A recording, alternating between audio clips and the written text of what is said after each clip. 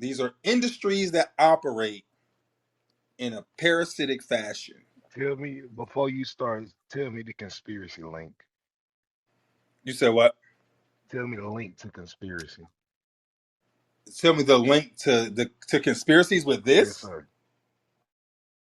Um, there are several. There are several. And you know what? I'm trying to think. Uh, how about this? As we go through, as we go through the list, because because of the different industries, um, there's a multitude of conspiratorial, like it's conspiratorial in nature. And as we go through it, you'll kind of see what I'm talking about. Okay. As we go through it, you'll see what I'm talking about. Like it's a 1-to-1 conspiracy, like conspiratorial link, especially with some of the industries we talk about. All right. Let's see. What's up? Oh, you late, Robin. I needed you early, but I'm gonna need you in a minute. I'm gonna need you in a minute. All right. Today's cook is about these are 11 parasitical industries. All right, they're businesses that act like parasites. Number 11, multi-level marketing. Has anybody ever joined a multi-level marketing kind of venture? That Like a like pyramid, Primerica and shit, Herbalife and all that. Yeah, buddy. like a All of Yeah. pyramid that. scheme. Well, those they're not pyramid schemes, but yeah, kind of like that, Is Amway right? one of them motherfuckers? Because I was telling you Yeah, earlier. yeah. Yeah, So bro. I it's the was. joint where you got to bring somebody in. Yeah, bro. It's pyramid Um, scheme. I was on Amway, bro. you was in one. Hell yeah. I never did the shit. Somebody else signed me up and paid for the shit, bro. I just took all the free samples and used them hoes like a nigga. But I went to the motherfucking conference and shit. Did you? Hell yeah. Bro, Yeah. I was a broke college student, nigga. And then it was a female that asked me to go. So nigga, I went. God damn it. It was a free trip. Okay, all right. So when you got to the conference, you was all pumped up. You was excited. Not really, bro. I was just chilling. I took a couple notes and shit. You know what I mean? Them niggas was talking about making money, but like, yeah, niggas wasn't going for that shit. So I just took all the free samples, the shit they give you to like give away and try to get niggas to come in, nigga. I just used that shit. There's some good ass products. I ain't even gonna lie to you. They really did. Like I could see how niggas make a little bread, but like, yeah, niggas just shop at Walmart and shit. Niggas ain't trying to buy that shit. Bruh. Um. Hey, speaking of MLMs, my man Coach David Lucas always come through and drop that link in the chat. Something tells me that's an MLM. He out here recruiting. Shout out to Coach David Lucas, man. Deep said he was an Amway. You was in a Forex MLM, Deep? You know what? I can see that. Well, no. Forex is it's a way of making money. I'm sure the niggas can make an MLM out of anything. Right? But no. I told y'all I went to a the whole insurance cook came because I went to like somebody needed me to go to because they needed the numbers. And so I had to go sit and be there kind of. And so I sat there and I listened to the presentation. And while I'm sitting there listening to them talk about try to recruit people to become insurance salesmen, like I developed a whole fucking cook out of that shit. Like, okay. So like I'm always looking for connections to conspiracy anyway. All right. Um so multi-level marketing is direct sales or what they call social selling. All right. So they operate on a pyramid shaped structure. So it's technically not a pyramid scheme, but it operates in the pyramid shaped structure where revenue is generated primarily by recruiting new members, right? What they call your downline, rather than selling products to genuine retail customers. The company at the top sells inventory to distributors who then um, who are stuck with it. Right? So I know it's more than two people that's been in the fucking MLM. Who else besides Deep and goddamn Hey, Marty been in it? hey, what's that motherfucking insurance shit or like I car did insurance? bedroom candy, and that was a MLM. Was it? Is Avon's MLM? Yeah, Avon's Yeah, Avon is an And MLM. Mary Mary Kay. Kay, Okay. Tupperware, all them. Yep. What's that one where the Yep. nigga sell a car I did Avon. insurance? I can't remember what, not car. It's some kind of insurance a nigga sell. Primerica. Nah. There are several insurance ones. Several. Remember Primerica's the prepaid main one legal I was Hold know on, I'm one? gonna about. go look it up. I'm trying to find it. Yeah, prepaid legal is one. Now again, how many of y'all did? So Robin did bedroom candy. Marty did I think something. I did Avon, but not good. You did Avon, but not well. Okay. Who else? Don't be shamed. Ain't none of y'all signed up for none of the other stuff. Uh, we'll see. Let's see what we talking about. Um, why is it parasitic? Because the business model is mathematically unsustainable. Over 99% of participants lose money or make no profit after accounting for fees. Right? So you got the fees to be in it. Then you got the mandatory purchases where you got to buy the product, right? You got the marketing materials that you got to pay for, right? And so there are a few at the top that get profit. So the higher, like the more people underneath you, the more profit you'll get. But you got to have people underneath you that do work to generate money so you can get money, right? Um, the profit comes from the continuous investment and labor of those underneath you, right? That's how this shit works. MLMs market themselves as opportunities for financial freedom, entrepreneurship, and flexible work, often targeting stay-at-home parents, students, and those in financial distress. All right, so they kind of blur the lines between like just a regular sales job and a pyramid scheme. All right. So I think a couple people said some shit. Y'all said Amway and Herbalife. Lulu Rowe, Lula Rowe. I never heard of that. DoTerra, Young Living. Um, yeah, we named a few other ones and shit. Yeah, but they out here. They are out here. What you said, Lynn said. I almost did Cutco. Is that the knives? Is that the one where you go door to door selling Yeah, knives? Cutco is the knives. I heard them knives was the shit though. Hmm. Lynn, you still got some knives? They're good knives. Dude, I heard them knives was the shit. I never seen it myself, but I heard they was the shit. Um, all right. So yeah. So that's number 11, right? Parasitic industry, MLMs, right? Hey, hey, how do y'all know what's the telltale signs of somebody who's in a MLM? Do y'all know the telltale signs of somebody that's in an They use MLM? they use the phrase generational wealth. I'm dead ass. When she I'm said so they use the triggered. what? Hey yo, that's When 100% true. when she said they use the phrase what? Generational wealth. Oh, That's 100% true. Hey yo, when you start getting phone calls from people you don't talk to right. and they want to meet up and have lunch, they finna try to sell you. They finna try to recruit you. When you get a text message or email talking about how well somebody's doing, they finna fucking recruit you. I'm telling you that I made a play. Telling you they made a who? A play. I got you. Yep.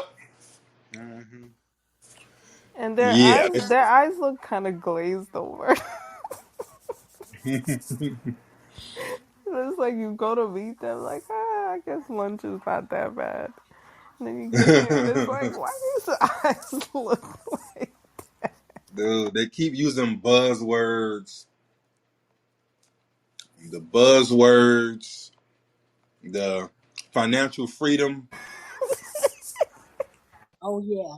Oh my generational wealth, God. and financial That's Oh, freedom. the they try to two hit you with key that guerrilla marketing. phrases. Mm-hmm. It Ain't you only takes tired of being 30 broke? minutes a day type shit. Yeah, Carla, B. you could try that So, you already use. This is man, something look. the whole family could be on. Right. I swear to God. I swear to God. So, yeah, man. Be on the lookout for catchphrases, yo. I'm just trying to warn y'all. Let's see. That was number 11. Let's get to number 10. So number 10, I don't really. I'm trying to think of any ones I know personally.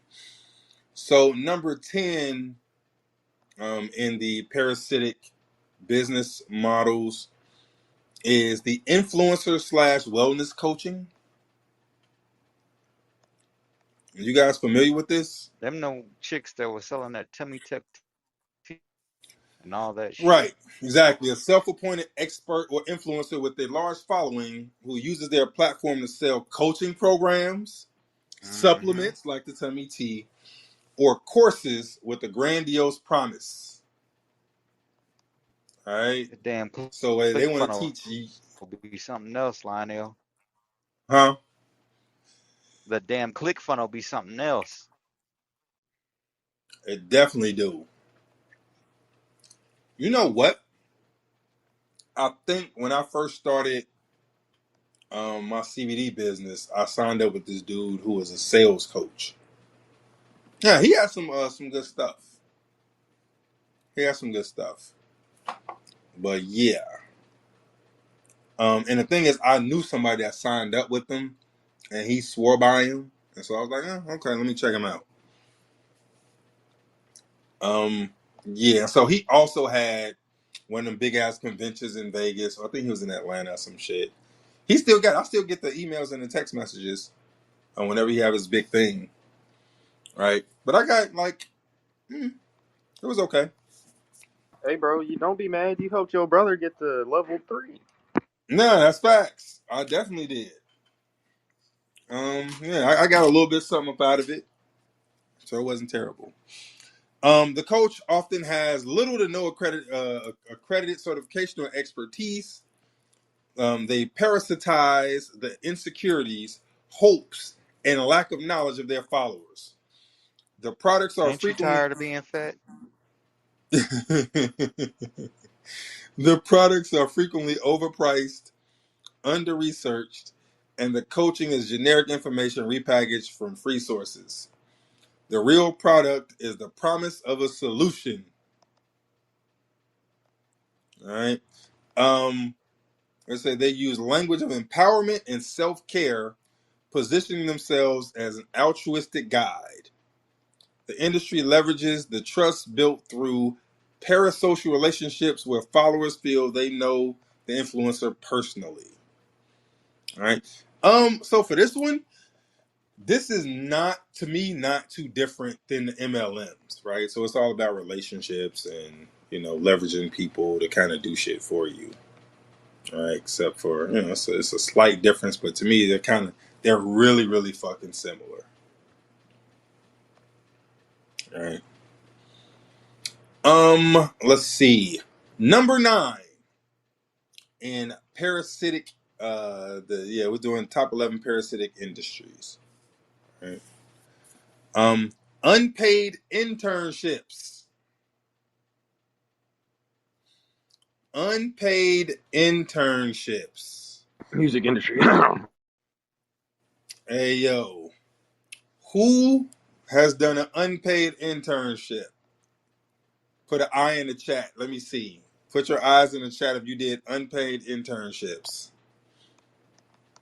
Robin, X, oh yeah.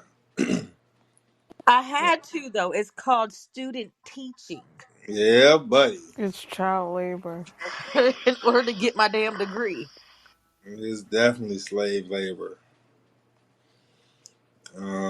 You say you did an unpaid internship, then you quit, Lynn. Mm-hmm. Who else did unpaid internships? Internships be wild. Myself, I've never done an unpaid internship. Thank Jeebus. Like every time when I did my interns, nigga, I got paid and handsomely. Oh, pursuit of happiness ass niggas. You know what I'm saying?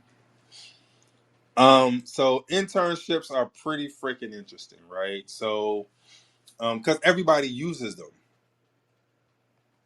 right? So, whether we're talking about like corporate America, politics, media, fashion, entertainment, like everybody uses interns because like all these people coming out of school, right? So one of the traps is in order to get the job, they tell you you need experience, right? And the only way you can get experience a lot of times is if you go work for free. So it's like, yo, you need experience, but you can't get experience because you need a job to get experience. And so they keep you in the cycle with the intern. It's like, well, shit, the only way you can get experience, you come on over here, I'll let you come, goddamn, bring me coffee, fold these clothes, clean up, wash up, just be a grunt. And then they gatekeep the internships, which is crazy to me. It's like not only is it unpaid, but it's gatekept. Exactly, because that's how they keep you from getting in the industry.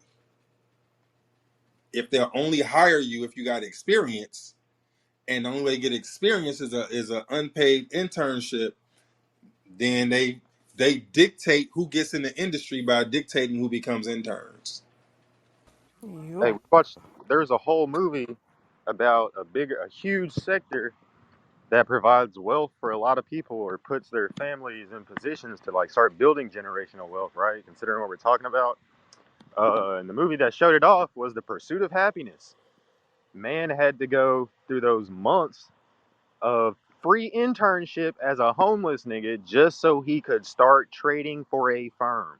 And when you really start to look into it, right, a lot of these people who get jobs on Wall Street did the same exact shit. They got an unpaid internship that's some kind of analyst or something, and then it turned into a job. So even they do it. They're unpaid internships. You ain't hear me call these niggas old pursuit of happiness ass niggas, intern ass niggas. Hey, bruh. So, Marty. So when you say, "Yo, how's this? Like, what's the conspiracy connection?" Gatekeeping industries, right? You have a direct, uh, you have a direct line or a direct correlation between who you intern, who you let intern, who you choose to intern, and who gets in your industry, right? You get to pick who comes in. Law firms are like that too. I was sitting in the courthouse a couple of weeks ago, right? At the start of the summer, right? And they had all these, everybody was walking in with like a helper, right? And normally it's just them, but they were walking in with helpers. So sit down and start to listen to what's going on. And the only reason I found out is because a judge spoke to one of these kids, was like, hey, what's your name? And she was like, Mackenzie, or whatever the fuck it was, right? And she's like, oh, you're helping out at the law firm this summer? And she was like, yeah. And then he asked her what she wanted to become. And then what he said was, you're interning at an excellent law firm with a bunch of connections to do whatever you want. Do a good job and you'll get your job. They do it in the same shit in law. 100%. 100%. We say it all the time. It's not what you know, it's who you know. But wait, don't these businesses that host internships they get a break or they get compensated for having hosting these interns? Yeah, sometimes they do. Hmm. So they get free labor and they get some sort of fucking break, an Ain't incentive. there like a write off? Yeah, like a Yeah, write they off. get right Hmm. off. tax Yeah, they get write-offs. Yeah. incentives. Yeah, so they Because like get. if they had to hire you, they would normally have to pay somebody 80,000, 100,000 for that position. But I'm like swipe that off real quick. Hey, bro. So even though so I did an internship, I was doing the job of a fucking regular person. Right now, I got paid handsomely. I didn't get paid as much as the people who worked there, but I got paid handsomely. But I did full fucking labor. Like, nigga, I had experience coming out of that shit. So depending on your internship, dude, they will have your ass actually doing the job for Working some free. more shit. Yeah, buddy. So the parasitical behavior is the company extracts full value from the intern without providing fair monetary compensation. All right. This system inherently favors wealthy individuals who can afford to work for free and create a barrier for lower income students and perpetuating a lack of socioeconomic diversity. All right. So But not a going lot. back to what you were saying though, it's really a testing ground because a lot of low income people can afford to work for free for a summer if they think it's gonna get them where they need to go. Depending on where it But is. So let's say, so you from New York, right? So you in luck. It's a lot of stuff in your area. However, what if the industry that you try to get into ain't in your fucking home state, and you got to go live somewhere else for it? How you gonna afford It'd it? be, it'd be hard for me to go to New York for a summer and get an internship job to trade stocks as Right, Alabama. right. So it's about access. It's about resources. Like you got to be in the right situation to be able to do an unpaid internship. yeah, I get what you're saying, but I'm saying as someone from New York, right, where low income people get opportunities with like like crazy opportunities. It's still like a screening in a sense for those people No, who are low facts. income that get the opportunity. No, I agree with that. Yeah. So, um, yeah, unpaid internships um is a form of companies parasiting off of the youth of the world. Right? That's prime parasite behavior. Um, let's see. Number 8. All right, we're talking about the top 11 uh industry parasites or parasitical business models. All right. Number 8, the ticketing industry. I bet y'all never thought about this. The ticketing industry. Hell, Ticketmaster fucked everything up, bro. Hey, They bruh. tried to stop them, one band, but now we here. You said you tried to stop them? No, I said back when Ticketmaster started up, one band, I can't remember the band, one band in particular said, "Hey, this shit is gonna turn out fucking terrible. Will y'all team together with us and say fuck Ticketmaster?" And the other bands were like, "Yeah," and then slowly drifted away. And Ticketmaster got fucking huge, and that's why we have $700 tickets because nobody wanted to tag together with this one band. It was a major band too that said fuck Ticketmaster. Yeah, I think let's see, in 94, Pearl Jam. Yup. Yeah, it was Pearl Jam filed an antitrust complaint against Ticketmaster. Right? Um but Ticketmaster, well, yeah, but they failed. The complaint failed because they couldn't book a national tour without using Ticketmaster linked venues.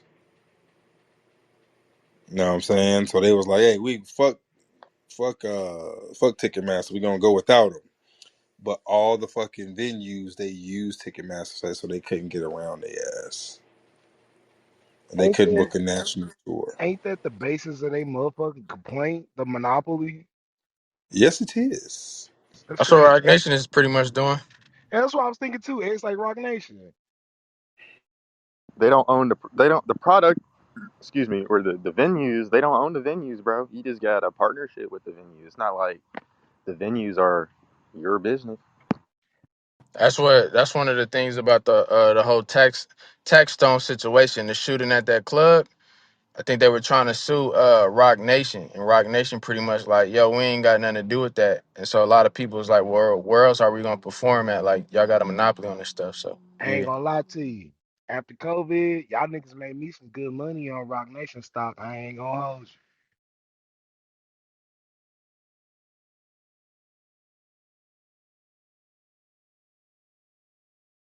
All right.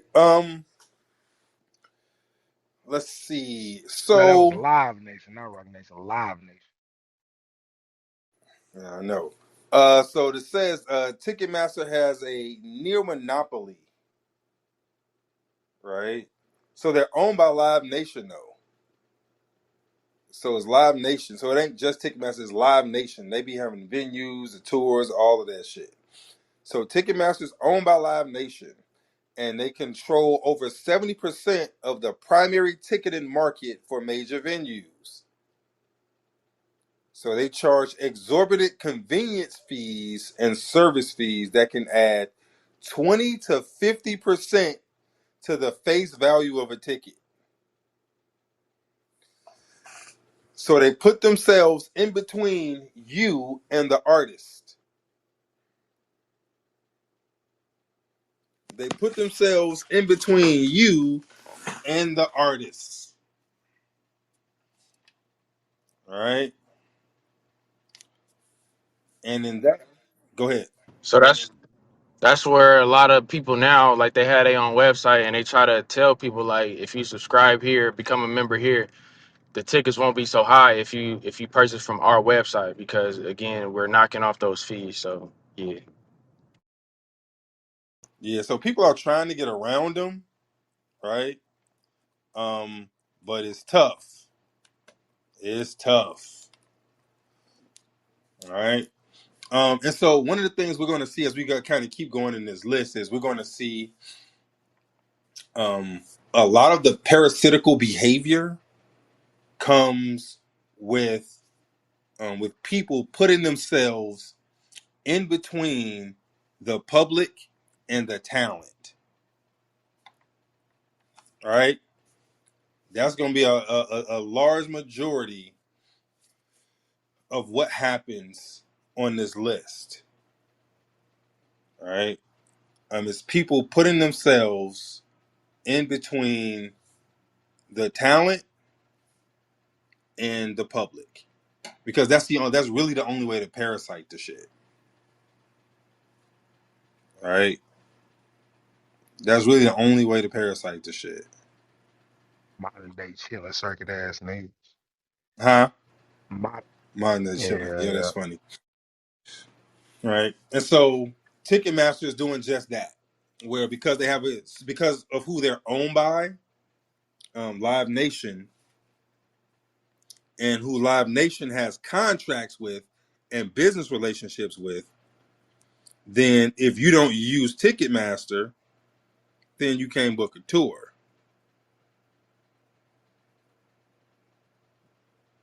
Um, and so on $100 ticket, so let's say you're going to a concert and the ticket is 100. The artist may get half, they may get 50, but it depends. So 50 just goes to The artist, but remember, the artist is not the artist. The artist is the record label. So depending on the artist's contract with record labels, the artist ain't getting $50. The record label is gonna collect 50 and then give the artist whatever they want to give the artist. That's what the meet and greets are for, to make up that.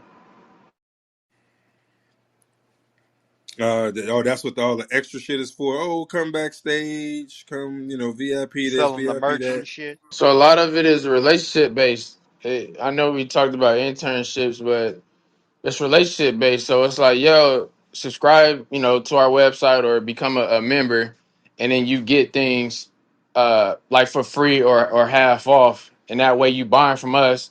And again, you're building a more relationship instead of just going to, Live Nation and clicking and buying, coming to the event and then leaving. So yeah, they're selling you a relationship experience essentially.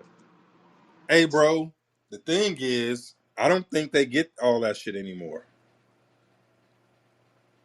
So with the advent of the 360, they got to give up all that shit.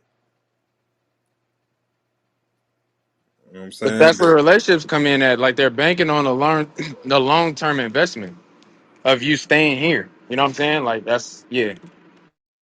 no, I get what you're saying. What I'm saying is, even the fan club, the merch, that backstage shit, 360 means 360, bro. Every time you make $1, I get some of that. That's what the 360 means. I don't think any artists like are free from the 360 anymore. So like take like the 85 South show, right? And I know you're talking about artists, but I look at comedy as an art.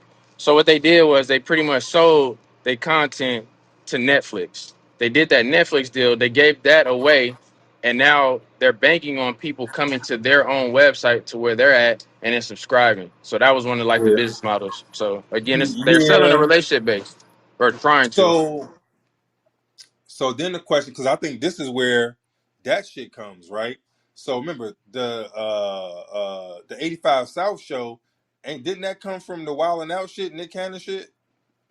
It did. They started there, yeah. I'd be really surprised if they own that shit 100%. If Just they own what? because if the all them dudes if they own the 85 South show 100%, I'd be really surprised if they owned it 100%. Who you think it's tied to? So when they signed up with Nick on Wild and Out, so remember, Nick thought he owned Wild and Out, which he didn't, right? A lot of them dudes, when they sign contracts, it's a 360 deal.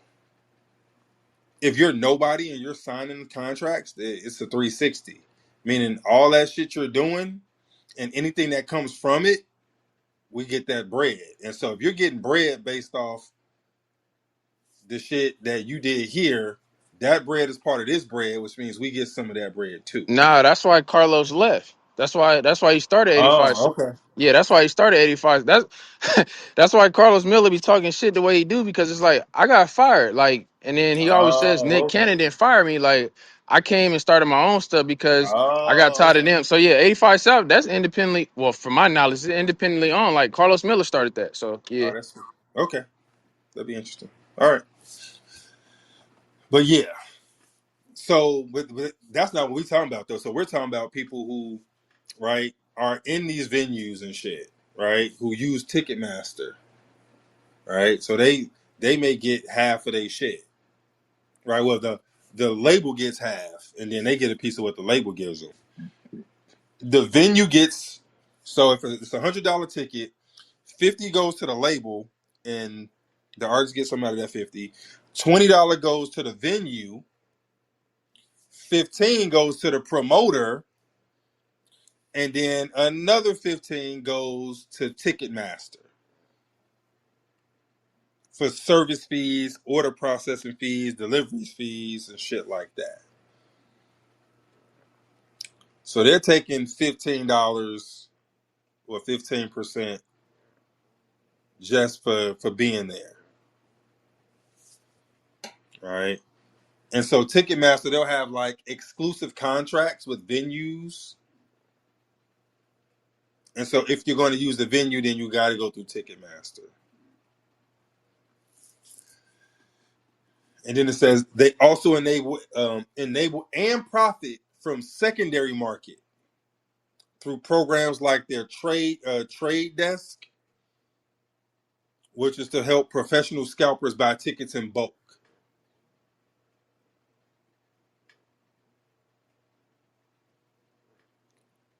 So Ticketmaster is running a quasi monopoly and just getting paid just for being there. And so they bulking up the fucking a lot of the expensive tickets that you see is because of Ticketmaster. All right. Let's see what number we on. So we are doing the top 11 parasitical business models. All right. Number 7. This comes as no surprise. The fashion industry. More specifically, the models. The fashion industry, where you get young, often inexperienced models are assigned to agencies that control their work, travel, and finances. Right? So remember, the models themselves don't get the fucking money. It goes to their agency. The agency, just like we talked about earlier, the agency gets in between the artist, the talent, and the public. Or in this example, in between somebody who needs models, like a designer or a company looking to do a shoot, and somebody who's cute, who they want to represent their brand. And so there's somebody in the middle, like, well, we're gonna go ahead and need some of this bread. All right. They insert themselves as the middleman. Agencies charge steep commissions, typically 20%, and often deduct additional costs for test shoots, so like to get pictures and shit, composite cards to show off who they are, travel, and housing from the model's pay, often putting them deeply in debt to the agency before they even earn anything.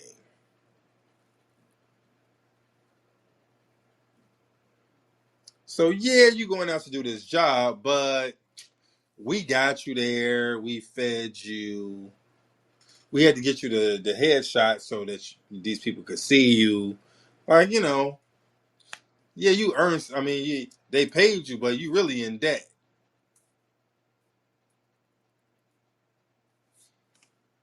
So the entire system is designed to extract maximum value from the model's youth and looks while minimizing their autonomy and pay.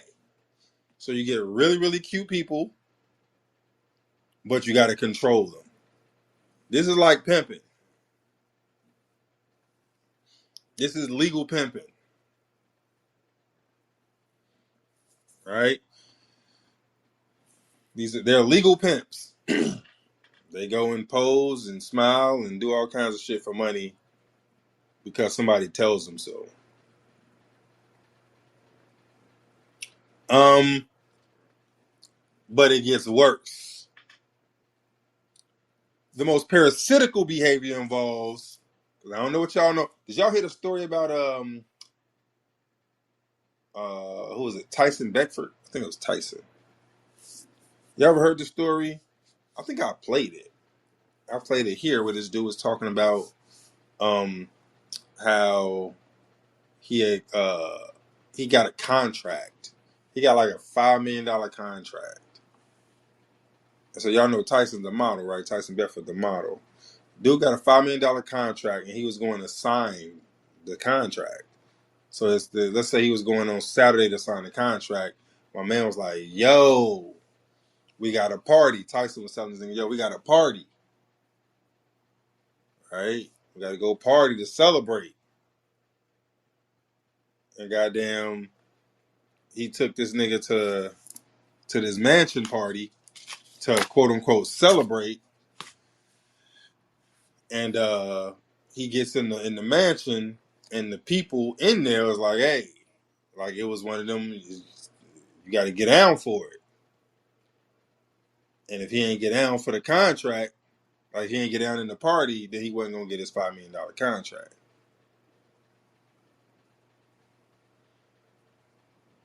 And so, in the modeling industry, there's a lot of fucking sexual abuse and drug usage.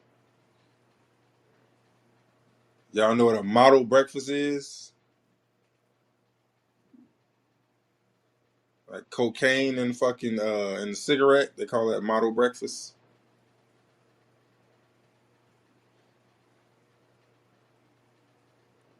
Mm-hmm. Powerful figures like photographers, agents, and designers have historically exploited models with impudence. As exposed by models like Cameron Russell and the Model Alliance, models are pressured into compromising situations for career advancement and are often drugged, assaulted, and trafficked.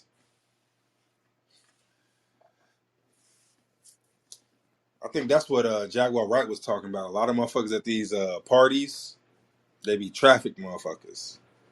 Or people that get booked to go to like a lot of these Arab countries, and they think they're going to do some modeling or some shit like that. And motherfucking they get over there and they being forced to be prostitutes. Because motherfuckers is holding their goddamn passports and shit. Jaguar Wright talked about that shit. How I guess she had met some of Epstein's victims at a party or some shit. Like they was actively being trafficked, like at the party. Like they would bring them there and like they would just to practice to see if they know how to fucking be in public regularly before they take them to the island. So agencies present themselves as necessary gatekeepers and caretakers, justifying their high cuts and control as the cost of managing the model's career and protecting them. The allure of fame and high fashion is used to normalize exploitation. Now, what I will say is that in this instance, the adults I feel less sorry for because you're doing it because you want the money.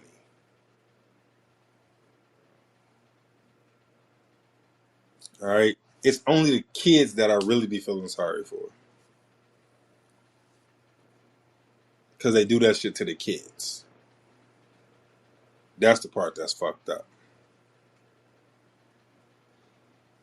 But the adults that get pressure and all, hey, bruh, you doing this shit because you want some fame. So that shit is less to me. All right. It's all fucked up, though. It's all fucked up. Let's see. What we at on time? We good with time. We okay. All right. Number 6. Nigga, you just started. Dance, monkey dance. Hey, yo, that's funny. Number 6. And this is one I hadn't really thought about. When I thought about, industries that are being controlled. Book publishing from the author's standpoint. All right. So you're trying to publish a book in a traditional fashion. I'm not talking about, self-publishing on Amazon because you're good. I'm talking about the traditional method of publishing a book. An author spends years writing the book. A publisher acquires the rights to the book. And so what happens is they'll provide an advance and handles the editing, design, printing, and distribution and the marketing. The author earns royalties, typically 10 to 15% of hardcover sales and 25% of ebook sales. But that's only after they pay back the advance.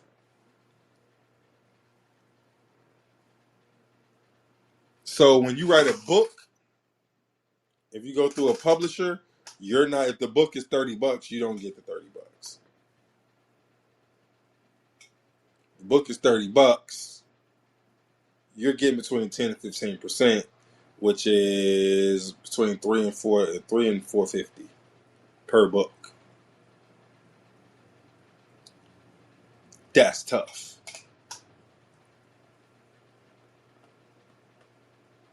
That's tough.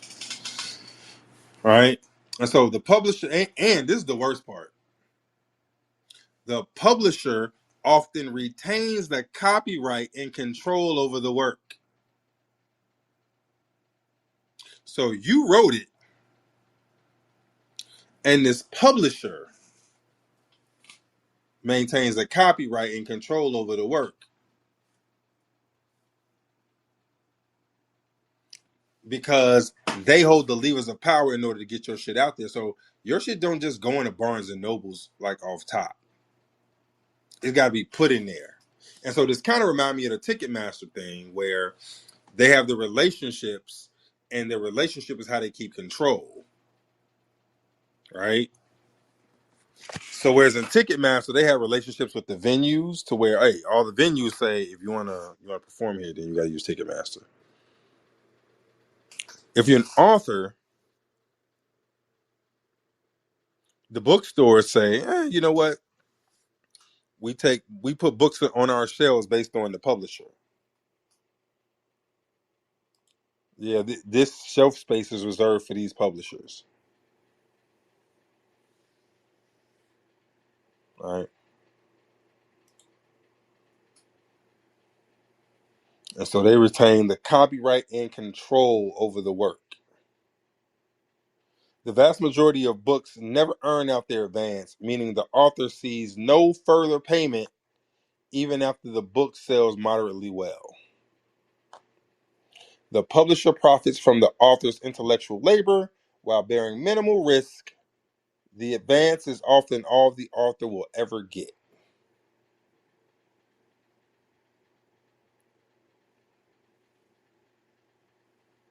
All right. So motherfuckers' books don't be selling like that. Publishers argue that their advanced expertise and infrastructure are massive risks and investment that most authors can't provide themselves. They position themselves as curators of quality and the only path to legitimate and wide distribution. So they're saying, hey, who gonna print your book? Who's gonna get printed at?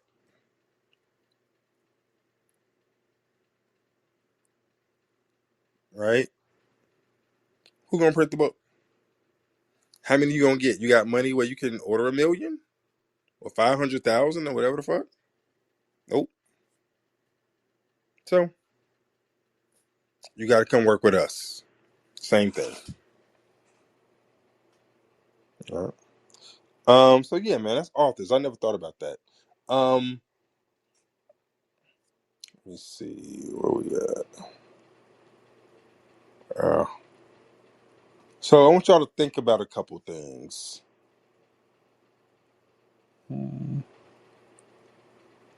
Think about who's in charge of these industries. All right. As we go along, I want y'all to think about who's in charge of these industries. Uh, Now this one I thought was interesting. Mainly because it's one we don't think about. Do you guys know what sport has an antitrust exemption? MLB. MLB. Marty, you want to explain what an antitrust exemption is? You got it. um, so monopolies are illegal in America. That's why they had to break up AT&T. I mean, what they call it, Ma Bell. They broke up Ma Bell because Ma Bell was the only. It was one phone company, and so they were like, "Yeah, we can't have that." So they had to break it up into multiple different phone companies so that nobody has a fucking monopoly. Monopolies are illegal. Hey, real quick, there is a nigga who do got a monopoly. It's a nigga who sells cheese to Domino's, Papa John's, Little Caesars, and Pizza Hut. That nigga's based in Colorado. Are there other cheese vendors?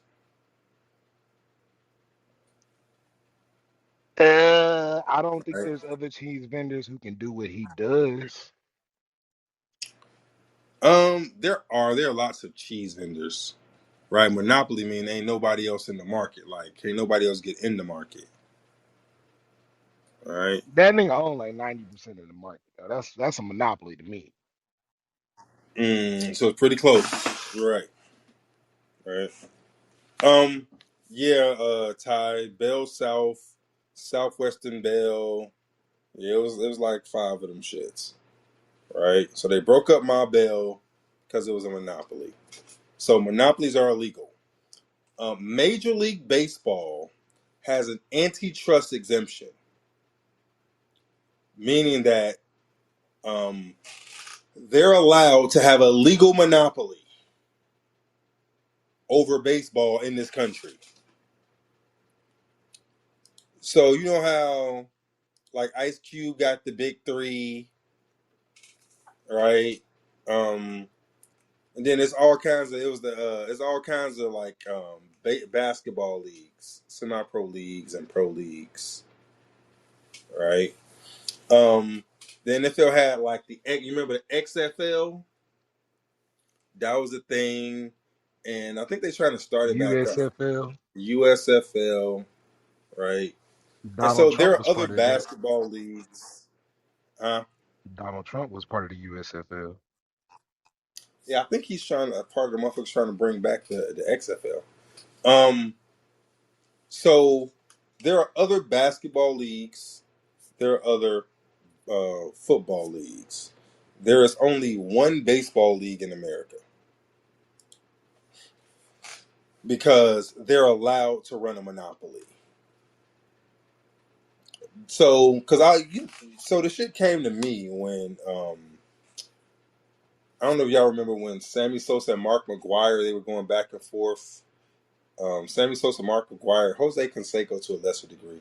They was knocking the cover off the ball, and people was talking about steroids, And and all Barry of a Bonds sudden, and shit. Barry Bonds, yeah, all of a sudden, there's a congressional hearing about the shit, and I didn't understand why. I'm like, yo, what the fuck does Congress have to do with steroids in baseball? They don't mean shit. Like that's not a government thing. This is a private industry. Little did I know that because baseball held an antitrust exemption that can only be given by Congress, the government says that they're the only baseball league that can have it. And so that made baseball's problems or their issues the government's issues. That gave the government license to stick their nose and say what the fuck is going on. And so baseball is one of the only monopolies allowed in America. All right. Um, that's why they can't restrict like ages and shit like that. And so they just created the minor leagues. All right. Because technically they can't stop you from working if you can work. Like once you become a legal age 16, they can't stop you from working. So they created you got the minor league system. So you got single A ball, double A ball, triple A, then you go to the majors, right? Um, so baseball enjoys a century-old antitrust exemption, granting it a legal monopoly over professional baseball in the United States. This allows it to control the entire player development, right, including the MILB. That's the minor leagues. MLB drafts players and assigns them to their minor league affiliates. All right. So MI is the minor leagues. MILB is the minor leagues. All right. So for decades, the MILB players were paid poverty level wages, often below the federal poverty line. The federal poverty line was like 8 to 15,000 a year. These motherfuckers were paid less than that, despite being essential to the Niggas was value making of the. like three Huh? thousand dollars at most. Say it again. They was making like $3,000 at most. Yeah. Despite being essential to the value of the major league franchise, they worked 60 to 70 hours a week for less than minimum wage with no overtime pay. Major League Baseball, a $10 billion industry, was extracting the fucking wealth from these motherfuckers. All right. So I think at the average salary at rookie ball was $5,000. Was $5,000 a year. A year. The double A salary was 10,000 a year, and the triple A salary was 15,000 a year. All right. It's since gone up. So, but it didn't go up till after a lawsuit. So it was after massive public pressure and lawsuits. Major League Baseball was forced to raise the salaries in 2021. So now the salaries are for single A ball, it went from 5,000 to around 20,000. For double A ball, it went from 9,300 to about 26 to 27,000. And for triple A, it went from 15,000 a year to about 36,000 a year. All right. So it's going up a little bit. Motherfuckers have been sued for antitrust that, names that we would know. Microsoft, Monsanto, American Tobacco. Mm-hmm. Yeah. Like I said, there are no legal. You're not supposed to have a legal monopoly. So that was one of the things that Apple was getting into that realm, But I ain't gonna right? lie to you. Is it fucked up? Yes, but do I agree with them? Yes. Apple isn't a monopoly. Like they're not stopping you from buying another phone. You know what I'm saying? They just give you shit that, what I'm saying, motherfuckers feel like they want.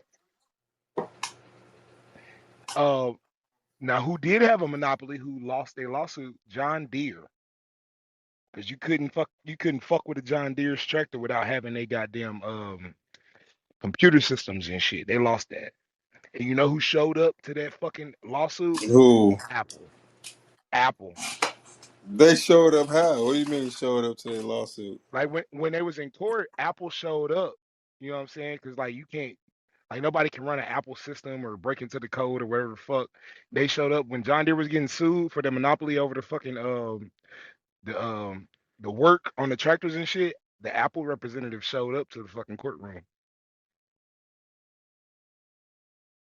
Why? Because But they like, wanted to isn't hear. Apple a closed system? It's a closed system, so you can't operate any Apple products with anything else. You have to use Apple Ding products. ding ding ding ding ding.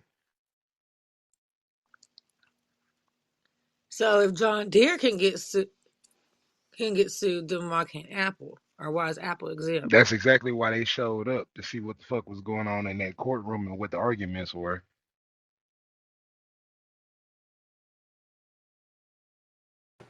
Wood music by Jay Wood said, "No, you don't." So you saying you can operate? I guess you can plug in your Apple phone to your laptop. That's not a Mac. I guess. I think. I don't know. Don't But you have to download that was his whole iTunes? premise. That was his whole premise, is that he created it to be a closed system. That's exactly what he wanted, was a closed system. Yeah, you But And got that to have iTunes. yeah, in order to do anything with your iPhone or whatever, you got to have iTunes. You can't do that shit with Media Player. Yeah.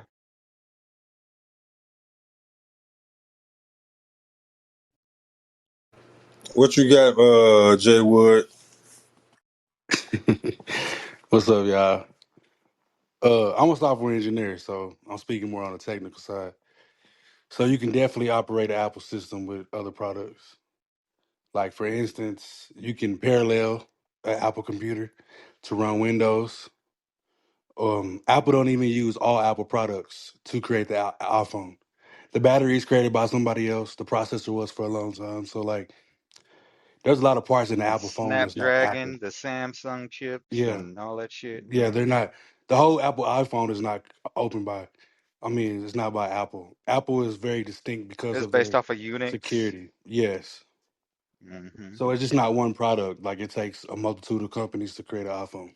Is what I'm saying. Oh, I Or got you. Ratatouille, if you well, will. then what's a closed system then? When you talk about a closed system, you're talking about the software. Okay. Microsoft has a closed system. I mean, all companies do, but they're all compatible now. Is what I'm saying. Like, for instance, Apple had to go move to the USB-C port because they were monopolizing the port. So Europe said we wasn't going to basically approve your iPhones to be sold over here if you don't change the ports.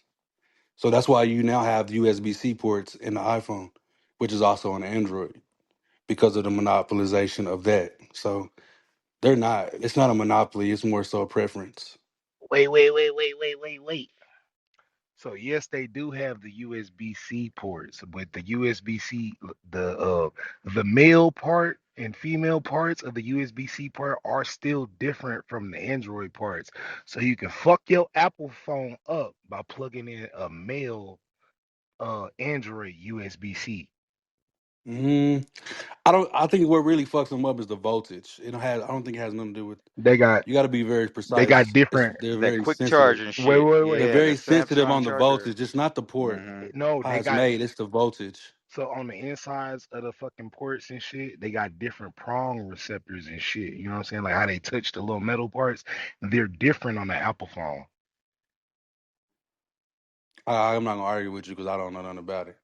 I'm more on the software side, so I'm a software No, engineer. So just I've been one for not real. 14 I ain't years. trying to argue or So nothing like I that, just but just yeah, a no, no, quick. no. If it is, it is. I mean, like I said, I don't know. I'm uneducated in it, so But I can't you speak on fuck that. with software. I ain't gonna lie to you, bro. I ain't software sound none of this shit, bro. But like a quick Google and look inside those ports is different. And maybe that's some shit a lot of people don't know about yet. You know what I mean? They don't know why they battery fucking up and shit. But like, just look at the shit. It's different. Let's see. Hey, you know what, Jay Wood? I might need you, bro, because I got some shit I'm working on, and I need some software assistance, bro. Yeah, yeah, yeah. Anytime you hit me up. Yeah, I need some software assistance. I was asking, where's Josh at? I was asking Josh to help, but you know what? Maybe you can help, bro. I need I think I need some sort of API, but Yeah, um, yeah, yeah. That's pretty. It's pretty simple. yeah. So I'm gonna Yeah, hit you yeah, up. yeah. Anything. I mean, anybody got any questions? Let me know. I mean, I don't know everything. I'm just be honest, but I mean, I created like a lot of software, so I ain't trying to really get deep down into it. But I work for one of the biggest industries in Who you America. work for? I Who? work for FedEx. I've been working for them for 14 years. Oh, okay. But I Yeah. work for the aviation side, so I create the software in the planes that FedEx uses to deliver packages. Hey, yo, does that plane say that? I mean, does that software say that the plane is flying over a curve or on a flat surface? Boy, I've been in your rooms for a long time, Linnell. You ain't gonna get me. I just been listening. I never come up, but I've been listening. Honestly, to tell you the truth, my brother. I don't want to get off into it because this is like off your topic today. But Yeah. my brother is a pilot for Envoy, which is a regional airlines for American, and they don't fly for the curvature. Hey, They bro. don't ever pick up the Hey, so curvature. you brought up the flat Earth shit to him before, Yeah, I had because I be in these rooms. That's why. right? What did he I know say? he just said we don't. He said he don't. He said he don't know, but he said, well, he's in the military too. So he was Right. just like, like it's he don't know. He said he don't know. Like they don't fly high enough. He was saying to That like be nigga able to see know. them. He know. He know. I mean I don't know because he don't give a damn about the military of America. I can tell you that Yeah. the American military, but He said he don't fly high enough to see it though, right? yeah, he just says like they don't. Exactly, nigga. All that. Oh no, pilots see it. No, they don't.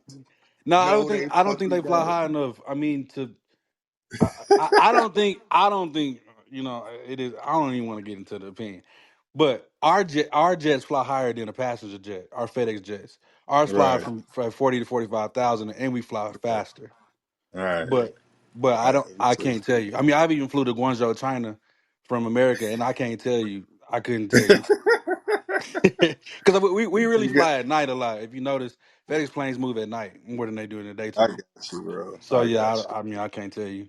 But yeah, any software shit, yeah, let me Yeah, know, yeah. No, bro. I'm gonna hit you up. I'm gonna hold on. Let me see. Let me. I Hold think my on. Instagram is on there.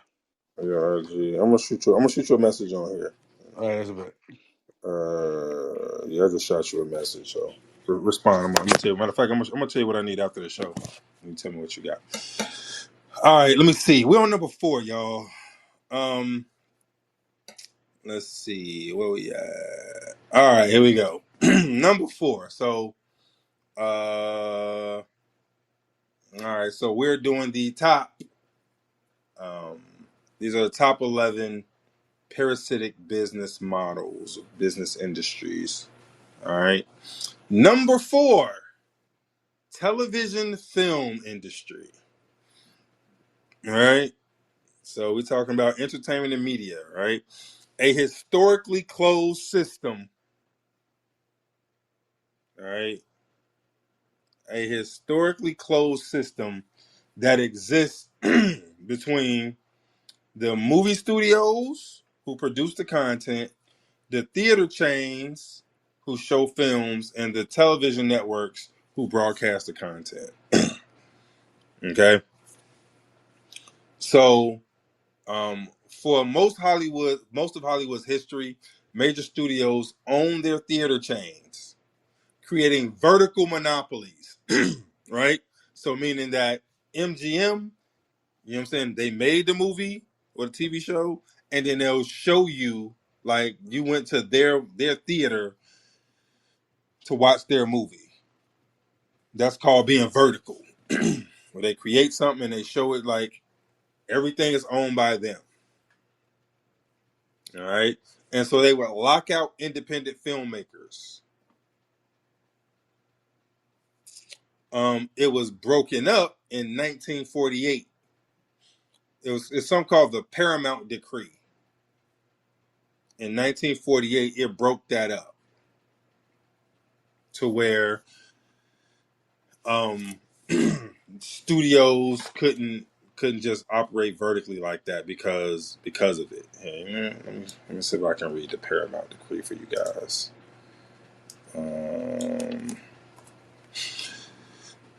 Um, the Paramount Decrees were a series of You have 1948. to read it in this voice though. Yo. Hey, yo. Hey, yo. I know who that was. Like, who the fuck is that? Hey, yo. The Paramount Decrees were a series of 1948 antitrust consent decrees that mandated major Hollywood studios sell their movie chains.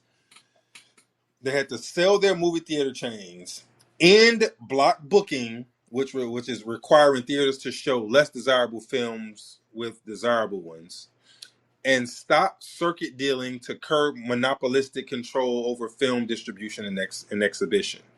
Following a lawsuit by the Department of Justice against 8 major studios, the decrees ended the vertical integration of Hollywood studio systems and opened the market for independent producers and theater owners. The decrees were terminated by the federal court in guess when?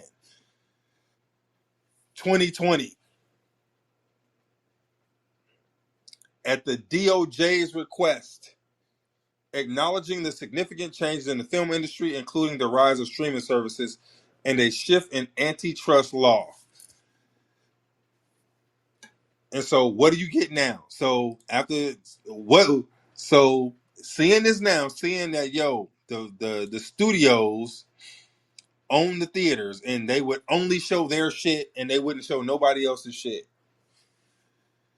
The the decree ended in 2020, and since then, what have you been seeing? The rise of what? Streaming services. Streaming services. All these studios coming up with their own streaming service. And so as soon as the decree went away, now all of a sudden, oh shit, we going back vertical. Uh, Disney Plus and shit, and Oh, you broke you in the matrix, cuz.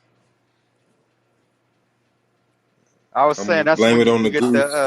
Disney Plus and shit. Exactly. Yeah, It's when you get Disney Plus, HBO Max, Peacock, Tubi. Peacock. Right. Exactly. So as the law against having a fucking monopoly or just a way to lock people out, as that shit goes into effect, or expires, I'm sorry, these motherfuckers start resurrecting the shit they had in the 40s. Because they're saying, well, it's been a change in the landscape because streaming, everybody's streaming. Yeah, but motherfuckers can pull their content off of anywhere. That's why Netflix is having to fucking come up with original programming. Because at any point in time, they a studio can be like, yeah, we don't want you showing our shit. We want people coming to us for our shit. Right? HBO is pulling all this shit off of Netflix. The Wire ain't never been on Netflix. They're like, nah, you want to see that shit? You got to come to us. Game of Thrones, True Blood. Exactly. All that shit. They like, Mm-hmm. nah, you want to see that? You come to us. Mm-hmm. But Right? don't they, I mean, if it's on another streaming site, don't they still get money for, There's a licensing fee, but some of these right. they might make it absorbent to where they don't want to pay that shit. Kind of Mm-hmm. like when Elon bought Twitter, and you could share your links and shit. There was a time the links wasn't working because he was charging, Oh, like he changed how much he was charging for that feature, oh, I didn't know that. like to share to different platforms. Like when it populates in your iPhone, when you share a link and it pops up with the screen or the little video preview or The whatever. thumbnail. Yeah, the thumbnail. Yeah, the thumbnail. Mm-hmm. So just as that shit happening, now everybody's getting selfish and stingy. And so they're like, well, you know what? It's um they're they're gonna make the claim that, oh no, so they're gonna put enough of it on Netflix and on Hulu to where they can't be accused of like the vertical business practices. But they're not going to get them everything. It's just enough to satisfy the law, but in real life they've integrated vertically. Shout out to the Russians and a VPN. Right. To where Tell it. you have to kind of go to them to get it. And then you take into account um, the alternative medias are also owned. Netflix is not. Yeah, they're independent, but they're not totally separate from the major studios. They all work together. Remember, they're all working together against us. They're all working together against us. And then when you look at the actors, so now this is where the real parasitical behavior comes in, right? When you look at the actors, yo, if you want to be in Hollywood, if you want to be in movies, you want to be in TV shows, right? Um, yo, the actors go on strike every fucking 2 years because the money is trash. They're not getting residuals. The contracts are trash. It's like, yo, we're the only game in town. Either you get down or you lay down. And with some of the stories we heard coming out of fucking Hollywood, nigga, that shit was literal. You That think shit that's was when they fucking do the literal. push for AI? Since AI getting Ex- so good, and then Exactly. I don't really need you no more. I already got your voice and likeness, and I just altered a little bit, you know. Mm-hmm. hmm And what's so crazy with that, with what Antonio was just saying with AI and everything, it's like, okay, the whole union, this, was on board, just like with the teachers union, was on board with all this COVID stuff. So it's like, oh, now you wanna strike? Like, we already have your likeness and everything. But Yeah, buddy. you were on board with your members taking this stuff. You sold your members out already. Yeah. Yeah. So in Hollywood, so the thing is, in Hollywood, when you start talking about like the film industry, there are several ways. Like they're about it in several different ways, right? So you can start with. So we were talking about unpaid internships, right? They have them. They have them. They got unpaid internships and production assistant work. Many get their start in film through unpaid internships or extremely low paid PA jobs. The justification is that they are paying their dues, building a network, and gaining invaluable experience. The production companies get cheap labor is central to the operation. This heavily favors those who can afford to live in expensive cities like Los Angeles or New York without a living wage, creating a significant barrier to entry based on economics. The film festivals, y'all know Canes and all that other shit. Some film festivals charge high submission fees for filmmakers, creating a revenue stream for the festival from the very people it purports to serve. While not directly analogous, it's a system where aspirants pay for a chance for recognition from the gatekeepers. All right. So we talked about interns and production assistants. We're talking about like independent filmmakers, but the massive profits from a blockbuster film are generated by the collective labor of hundreds of below the line workers, carpenters, electricians, costume designers, and editors, and the creative talent above the line, which are writers, directors, and actors. The vast majority of profits are captured by the studio and the producers. While union contracts guarantee a fair wage for below the line crews during production, um, they see none of the back end profits. Right? That their labor helped create. Their work is treated as a one time cost, not an ongoing investment. The studio is designed to ensure that even a successful film can be accounted to show no net profit.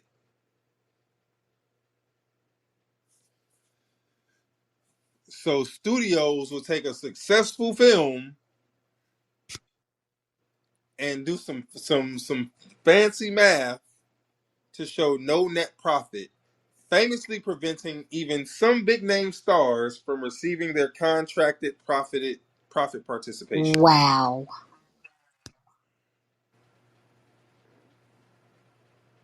So they'll take a movie, Make it flop. make it flop. And don't, Let's we pay see. dues too. Mm-hmm.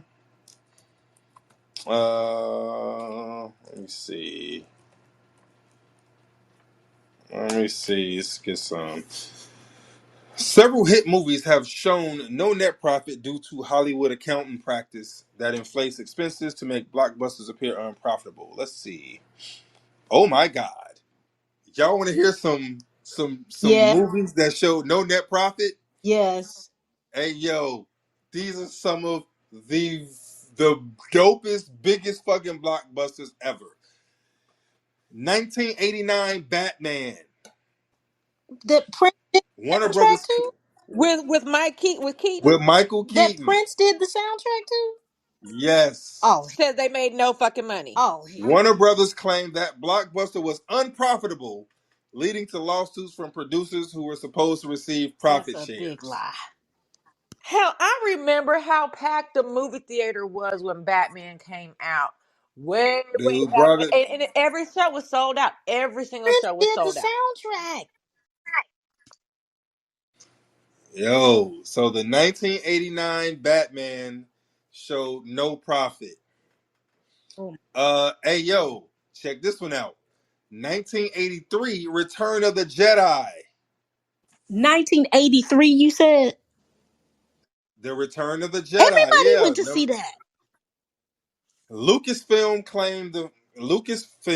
claimed the film never profited, even decades after its release, despite its immense success. That's the one where he said, "Luke, I am your father," or however the fuck the Mandela effect I took thought it. that was That was the last Well, it one, was right? Empire. yeah. All the fucking Empire Strikes lies. Back. Yeah, that was it. Hey, Mm. what'd you say, Chuck? I said all the fucking lies. Swear for goodness. Another film. Let's see. Screenwriter Ed Solomon noted that Sony claimed a nearly $600 million grossing film had never broken even. That film, Edward Scissorhands. Men in Black. Oh, Men in Black. Okay. What? Oh, come on. Mm. Hey man, I need to see these tax returns because this is wild. This is some creative accounting right here, bruh. Well, you see, Would it be when because we of what do it our costs to make the movie? taxes, we get very creative. Yo. Hey, Linnell, would it be because of what it costs to make the movies? Hey, bro. No. So this is what they'll claim is not just the making, because the budget. Because remember, this motherfucker made 600 million. It didn't cost 600 million to make the fucking movie. They'll claim all kinds of other shit, Expenses. right? Expenses, wardrobe, marketing, like all that. They'll invent all kinds of shit and Those claim, are "Oh all no, we never made." expenses. Yeah, they'll Right. just deduct, They'll embellish. That's right. the word. Flights Hey, to Embellish. Epstein Island are very expensive. we ain't even got we ain't even got to the biggest I'm one. afraid. So 2007. Again, I've never seen this one. Um, Despite earning over $938 million worldwide, a leaked Warner Brothers balance sheet showed the film had a $167 million loss on paper. Harry Potter and the Order of the Phoenix. You know Dog, J.K. Crazy. Rowling ain't having that bullshit. And they almost dog, made $1 billion worldwide. A dog. billion dollars worldwide. Off that one movie, and there were seven of them bitches. All right. Now I got one more. Despite massive box office success and critical acclaim, and like 8 Academy Awards, the film was reportedly still in the red for the studio, according to their own books. The 1994 Forrest Gump. I knew you was gonna say that movie. That's fucking crazy. Bruh. How much money can you spend on a dude sitting on a bench? Never mind. Bruh. Shit, as much as you could spend on him sitting on an island talking to a fucking volleyball. So, That's insane. I mean, yeah. and Look, you don't understand. You don't understand how expensive adrenochrome is. That's all I'm saying. Bruh. So, Yeah, they use creative accounting um, to claim poverty and jerk people out of money, profit sharing. Uh, yeah. How many movies were on the list that you just Oh, that was a quick list of like six. right? It just gave me some famous ones. Mm. So if you claim these losses, do you have to pay out all the actors as much as you said you would in their contracts? You definitely don't have to pay the profit sharing. So anybody that made a deal for profit sharing, so you know how motherfuckers be like, well, you know what, just give me a little bit and then I'll take a share of the profits. Like, yo, give me 1 million now. So let's say, so Will was getting 20 mil a flick, right?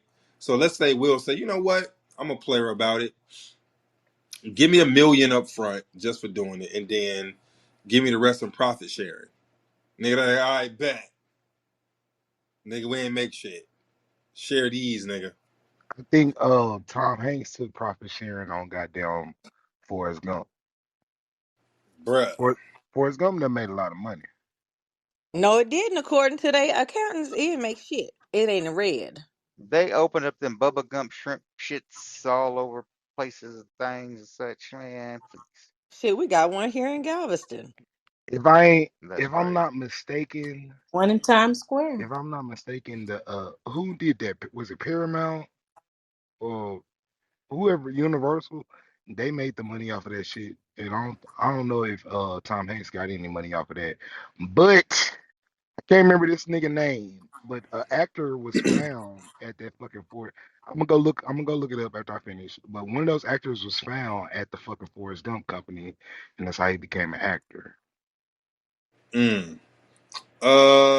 Dave, you said, can I show you the list? You know what? I literally just typed in because I was trying to see what it was. I literally just typed in um movies that made no profit, successful movies that made no profit.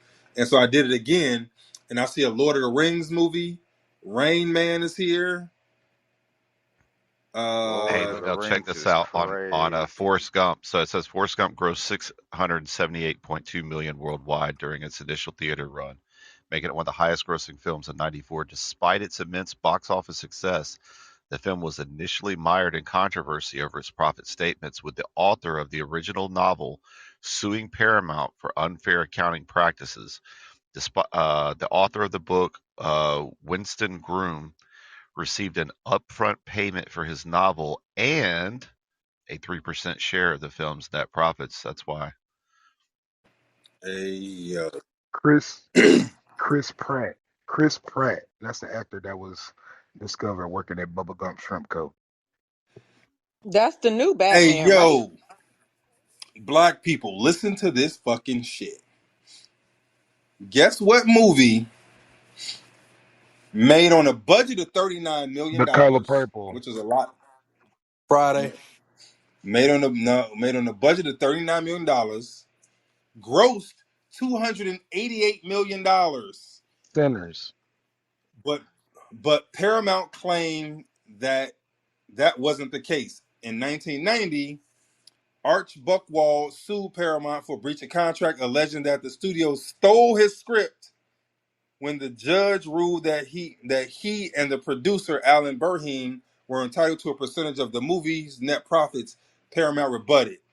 The studio argued the movie, despite grossing 300 million, dollars, had never made a profit and was actually in deficit $10 million. Guess Ramona what movie say they talking about? Ramona say Black Panther. Well, no, No, you it's, said 1990s, right? yep. Okay, so yeah, I before I heard you say that, I had put in Black Panther before you gave the time. Coming to America. I was just gonna say Coming to America. Coming to America. They claim Coming to America never made a fucking profit. They are They made claim crazy. movies. JFK never made a profit. Uh, I love Coming to America. So you gonna I tell just me Eddie watched Bruh. Murphy didn't get Coming to none? America last Come month. on now. So is that one of the Bruh. cases where like Eddie, he got his however many millions up front, and then whatever they want to do with the proceeds and gross and all that, that's all on them and the Right. studio? Okay. Right. Okay, cool. So yeah, so the dude who wrote the script that they stole, was like, all right, look, I'm a player about it. Just give me a fucking share of the profits. And they're like, all right, cool, got you. Oh man, you know what? This movie ain't even make no profits. Damn. But I don't understand. Like they are really, really, really creative with their accounting because I mean these are box office sales. Smashes. Yeah, Fucking smashes. but you can track the box office sales. You know Yeah, how but many again, tickets are it's being not just sold. box But office. then, It's Yeah, it's the cost of them. It's the cost of the whole production. So, mm-hmm. back in the day, that's when Eddie Murphy, Tom Cruise, Bruce Willis, right? All those big names, they would, sign with the studio to get X amount of millions for 3 movies, right? So they weren't necessarily attached to the project, they were attached to the studio. And so that's why that creative accounting is easier because you can move the puzzle pieces around.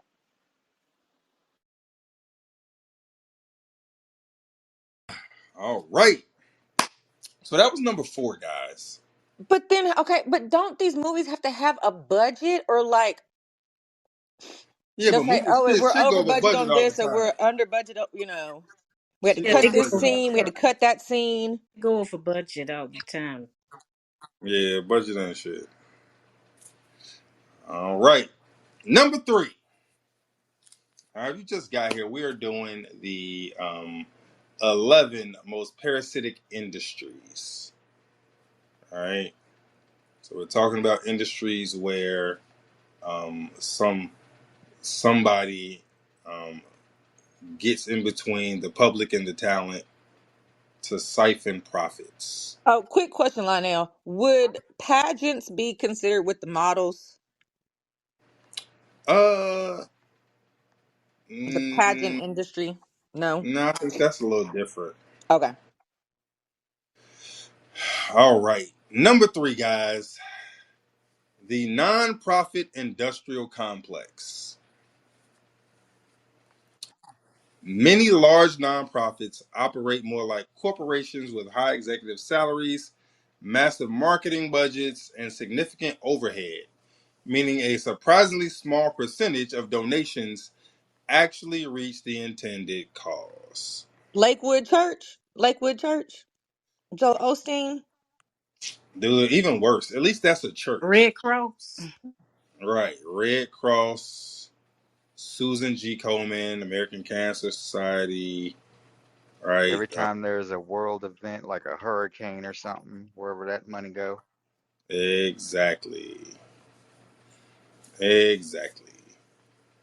The organizations they parasitize the goodwill and charitable intent of donors.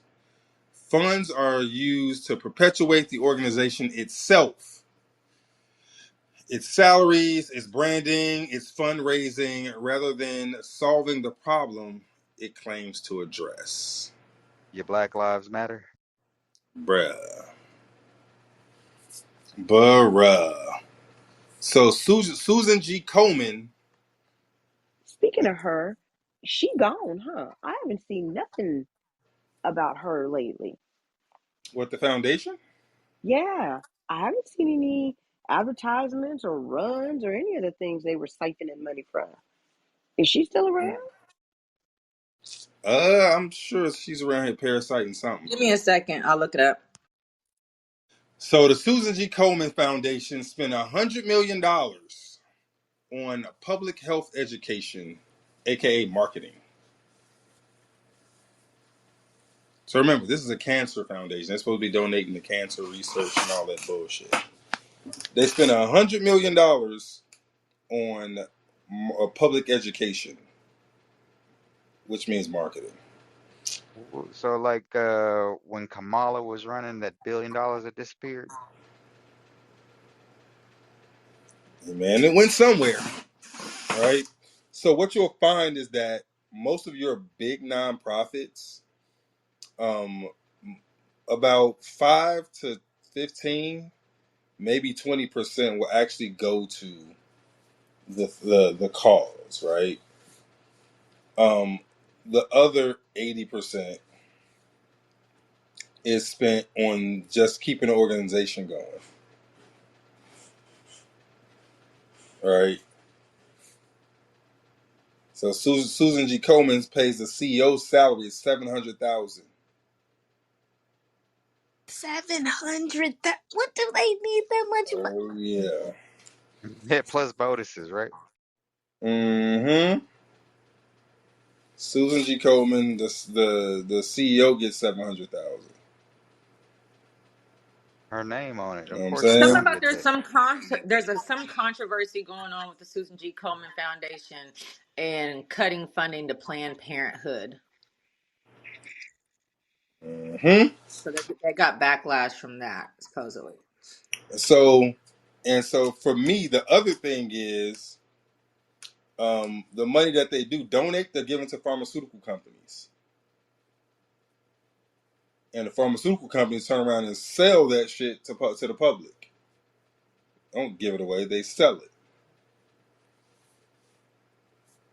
So yeah, um, all the nonprofit industrial complex is a thing. Nonprofit industrial complex. Let me see how much time we got. All right, got a little bit of time. Okay. Number two on the most parasitical um, business models. Number two, the music industry. Oh, I knew it was in the top three. Oh yeah, Aha. the music industry. Oh Um, gosh, I have. Anyway, never mind. for most of the 20th century, record labels held all the power. They signed artists to exploitative long-term contracts that gave the label ownership of the master recordings, and now they've added in the 360 like we was talking earlier, where you can't even go outside the label to get no money. All right. Um, Labels routinely claimed ownership of masters in perpetuity. Artists like Prince, Taylor Swift, with her first six albums, and countless Motown and blues artists created immensely valuable assets, but owned none of them and saw little royalties from their sales. This is the ultimate parasitism. The label owns the fruit of the artist's labor. This is the epitome of you've done nothing.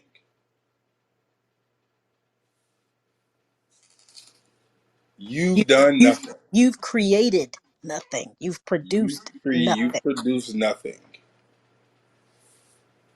Right? These are entities that produce nothing.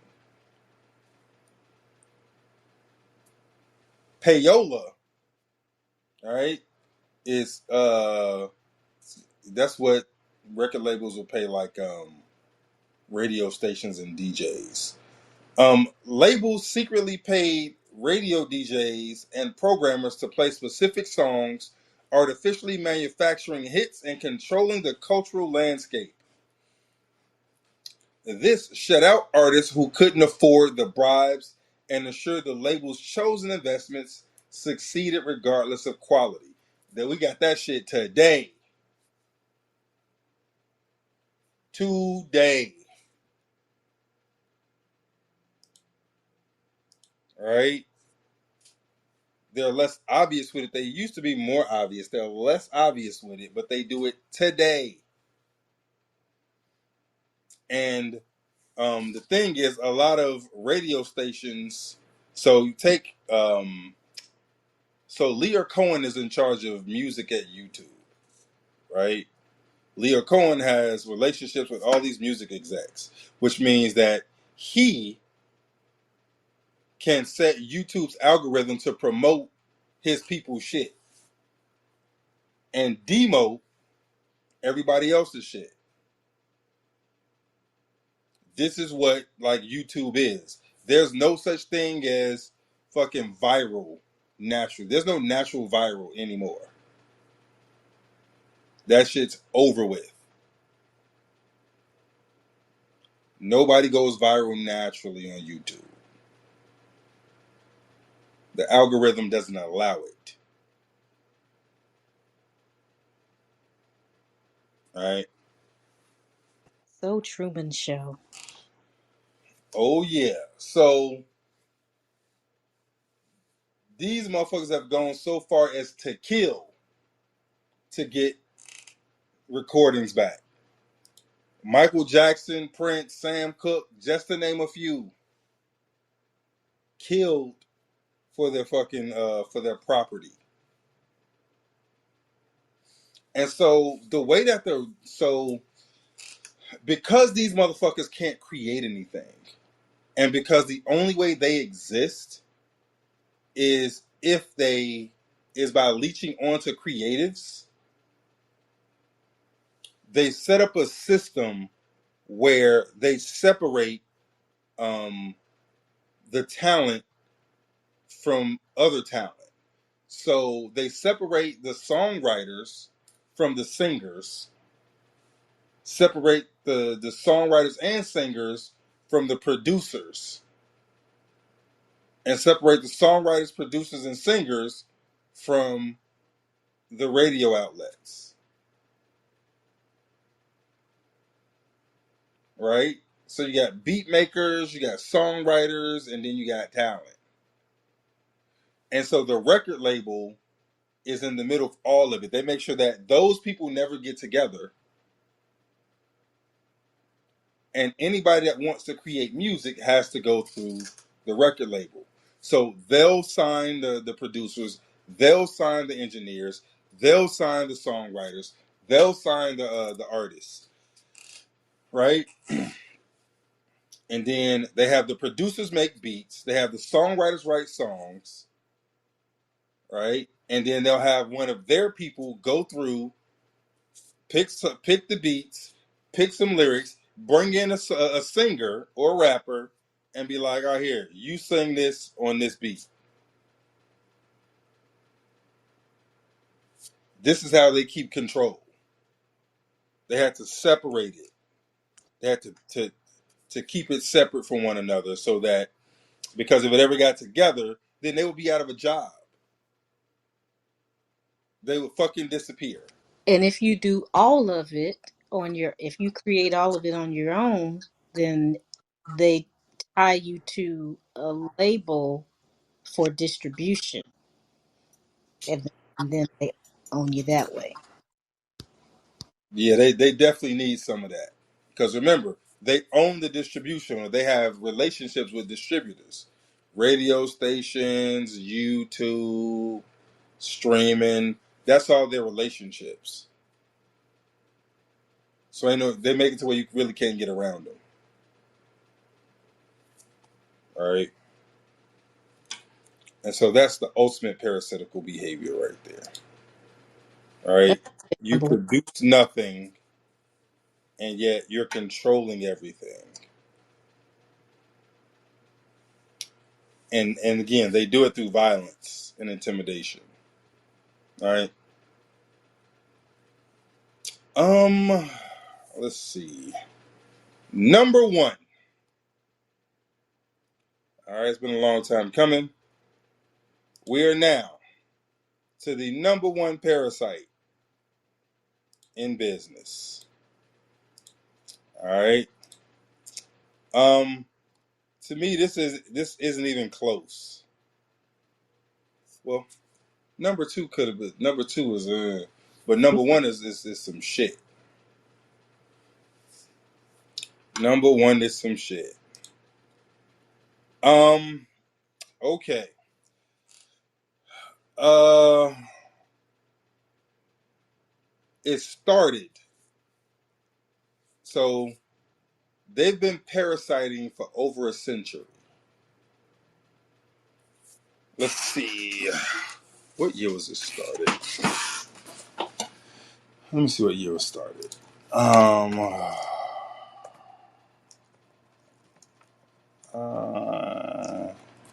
It was founded in 1906,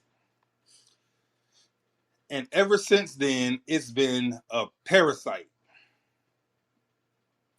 It's been leeching off the talents of people without providing anything. Like it literally provides nothing. It only takes,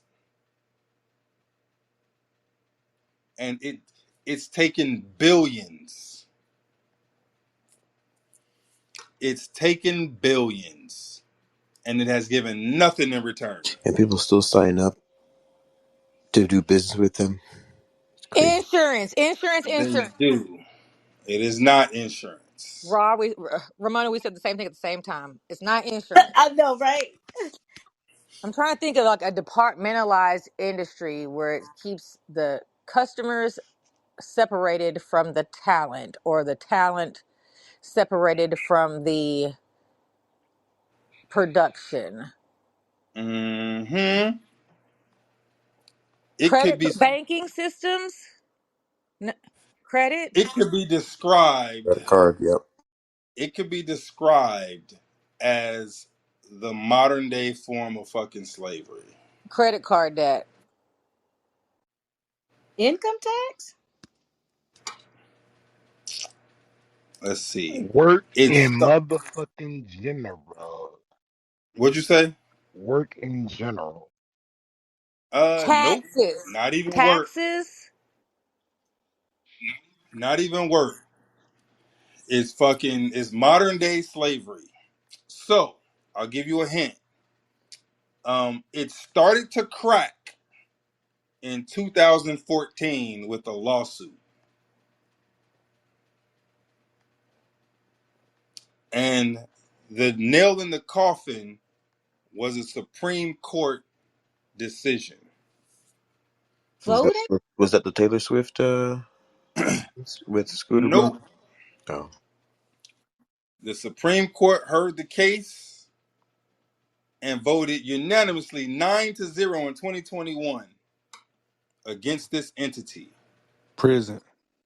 so Planned Nope. so Parenthood. They stated that this entity is not above the law.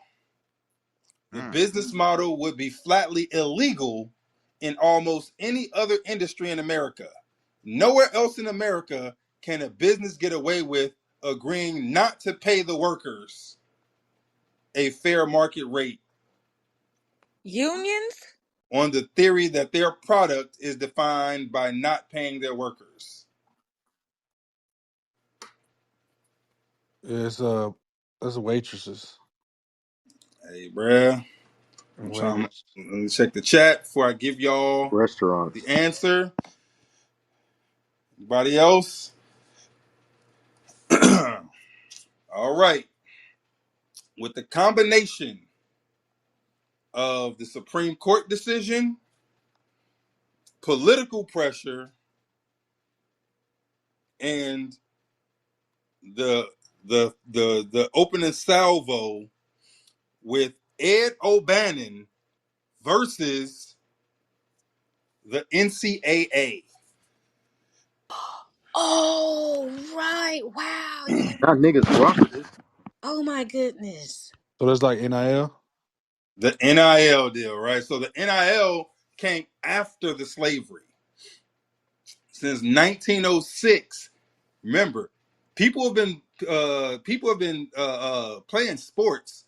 The NCAA and colleges have been getting paid, and they forbade students from getting paid. Not only could students not get paid, right? Not only were they not paying them, but students couldn't receive travel money. They couldn't get free food. They can't work. They couldn't work. No, I played for Texas A&M, and we got paid, bro. I don't know if it was legal or not. They gave us money every semester, though. Again, that wasn't legal. I don't know if they did it, but I think they put it like in our scholarships, though. Yeah, they try to figure Like out a they way kind to of like, pay it. Like, oh, this yeah, was yeah, left yeah. over from your scholarship. Because But nigga, NIL no. is really popularity.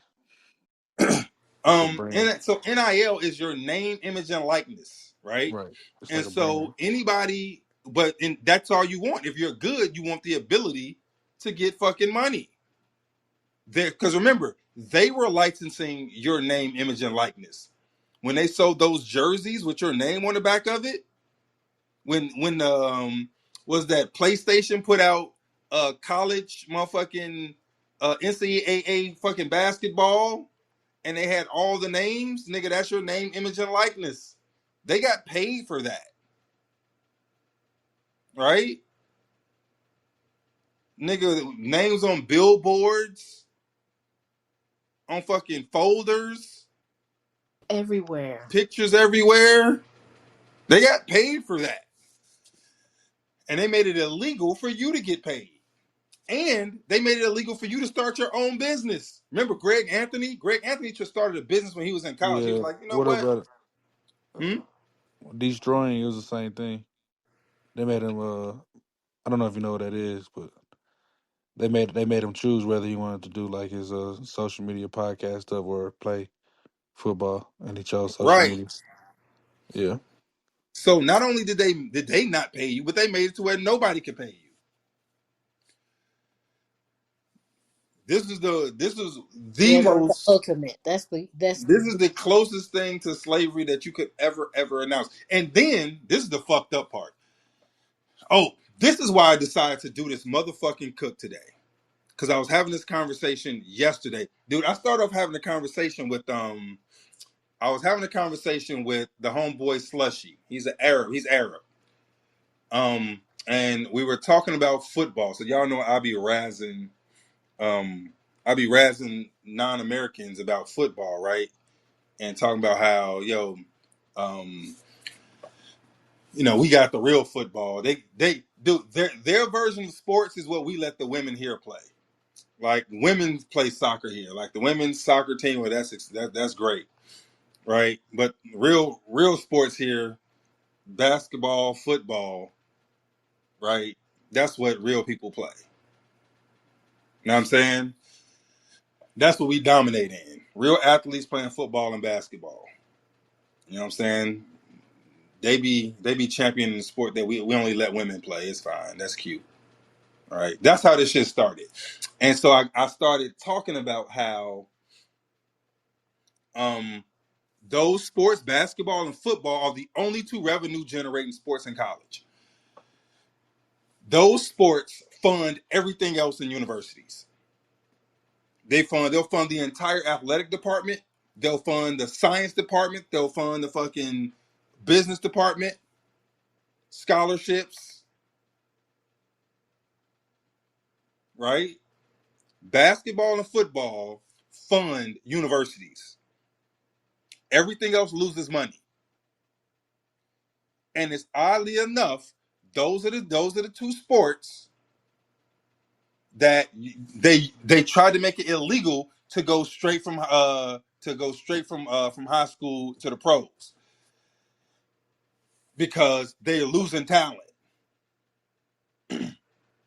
right? So imagine all the money they lost with Kobe, the money they lost with LeBron, the money they lost with KG. And so they were like, no, we can't have that. The NCAA wanted their fucking money. So they made it illegal to go from high school straight to the NBA. Even though you can do it in other sports. You get drafted at 15 in fucking in baseball, 15 in fucking hockey, right? 15 in soccer. I think Freddie Adu was like 14 when he got drafted in Yeah, soccer, 14 or 15. Yep, yep. right? And it just so happens that basketball and football are dominated by fucking black people. I was just about to say that. Yeah. So the only two revenue generating sports are dominated by black people and are the only two sports where you can't go from high school straight to the pros. The NCAA demands their tribute. They demand you come in and dance for them so they can get paid off of you, right? all these colleges, universities, and coaches are parasiting off of fucking kids. And coaches are getting paid like millions of dollars. Millions. College coaches, millions. If you look at the highest paid public employees in the United States, go state by state and look at the highest paid employee in the state. In all 50 states, the highest paid public employee is a coach, either a basketball coach or a football coach. The NCAA's budget, the organization, the NCAA, their budget is $1 billion. Y'all know where they make their $1 billion from? March Madness. The NCAA, that organization, gets paid off of March Madness. $1 billion.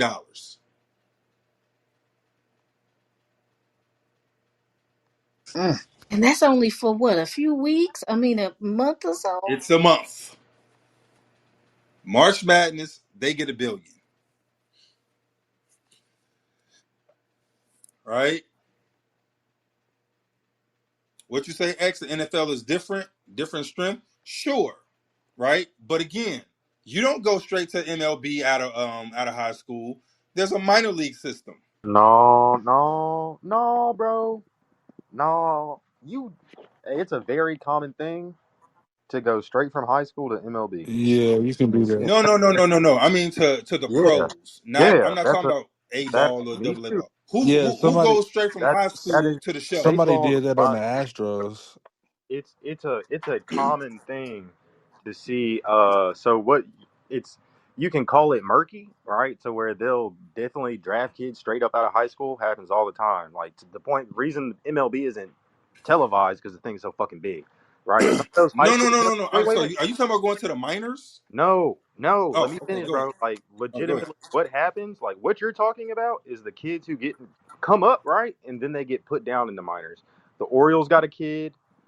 Nationals got a kid Jackson is his name. He came straight up out of high school, bro. He's a fucking stud right now. Plays Major Mm, League Baseball every day. It happens in MLB a lot more often than every other sport, I'd say. mm, The only gray area is right where you're talking about. They do skim these high school players into the minors, so it's not like all of them will play in the MLB or make an MLB spot, but most mm, of those kids do, or some of them do sit on a major league team their whole career. Like I just named mm. players, Jackson and whoever is Right. Orioles. He can't even. They can't even drink yet. And so, I said what? Bob Feller, something, Kayleen Harmon, There's a ton of. Kilbrew, Matt Ott, Hunter Green. Apparently, a whole Some bunch of old them people. straight from high school to major league. mm. So what I'm talking about, football. We can't have a football farm system. They They all got can't be. farm systems. And in basketball, you can go to a different professional league first. Didn't So remember, didn't so the Bar do thing that? is, Ball. so remember, they tried to make it to where you had to have 1 year out of high school before you can come to the NBA because they wanted you to go to college, even though you could go to Europe or Canada or some shit and play, but they wanted you to go to college. Most of the time, you wasn't finna go to Europe. You wasn't finna do was at the LiAngelo Ball and Lamelo Ball and go to Europe. You was gonna go to college. They was gonna pay you under the table, and that was gonna be it because that's what they wanted. So the 100,000, 500,000, 400,000 they gave you at your ass, that was nothing compared to what they was gonna get from TV deals, right? And so the NIL made it brought some form of justice to it, to where if you're popular, right, you can get paid. You can Did Johnny Manziel start this whole thing? no, hell no. This shit No. started with Ed O'Bannon when he sued these motherfuckers back in 2014. Wasn't that because he failed in the NBA? Ed O'Bannon, no, I think it was because nigga they had a video game with all they fucking names and Oh, shit, see, and I he's was like, thinking about the case where so somebody sued the NBA, I believe, because they came out of high school in the NBA and flopped, and they tried to get some money. So the NBA was like, "Yeah, we're gonna have to put a restriction on you. Got to play a year or two in the." No, no. Ed O'Bannon went to UCLA. So it was a multiple lawsuits regarding this kind of stuff. Well, he Okay, started it. okay, okay. So one of the things was because I think yeah. So the NCAA was talking out of both sides of their mouth, right? So they would make um they made players sign away their name, image, and likeness. And then when people sued for it, they said they said players didn't have a name, image, and likeness. So how the fuck are you making them sign away something that they don't have? Especially because you're signing it away when you use it, like when you let it be used in video games. So no, the cracks have been showing for a minute, and so like I said, the interesting thing is it's the revenue generating sports, the ones that are dominated by black people,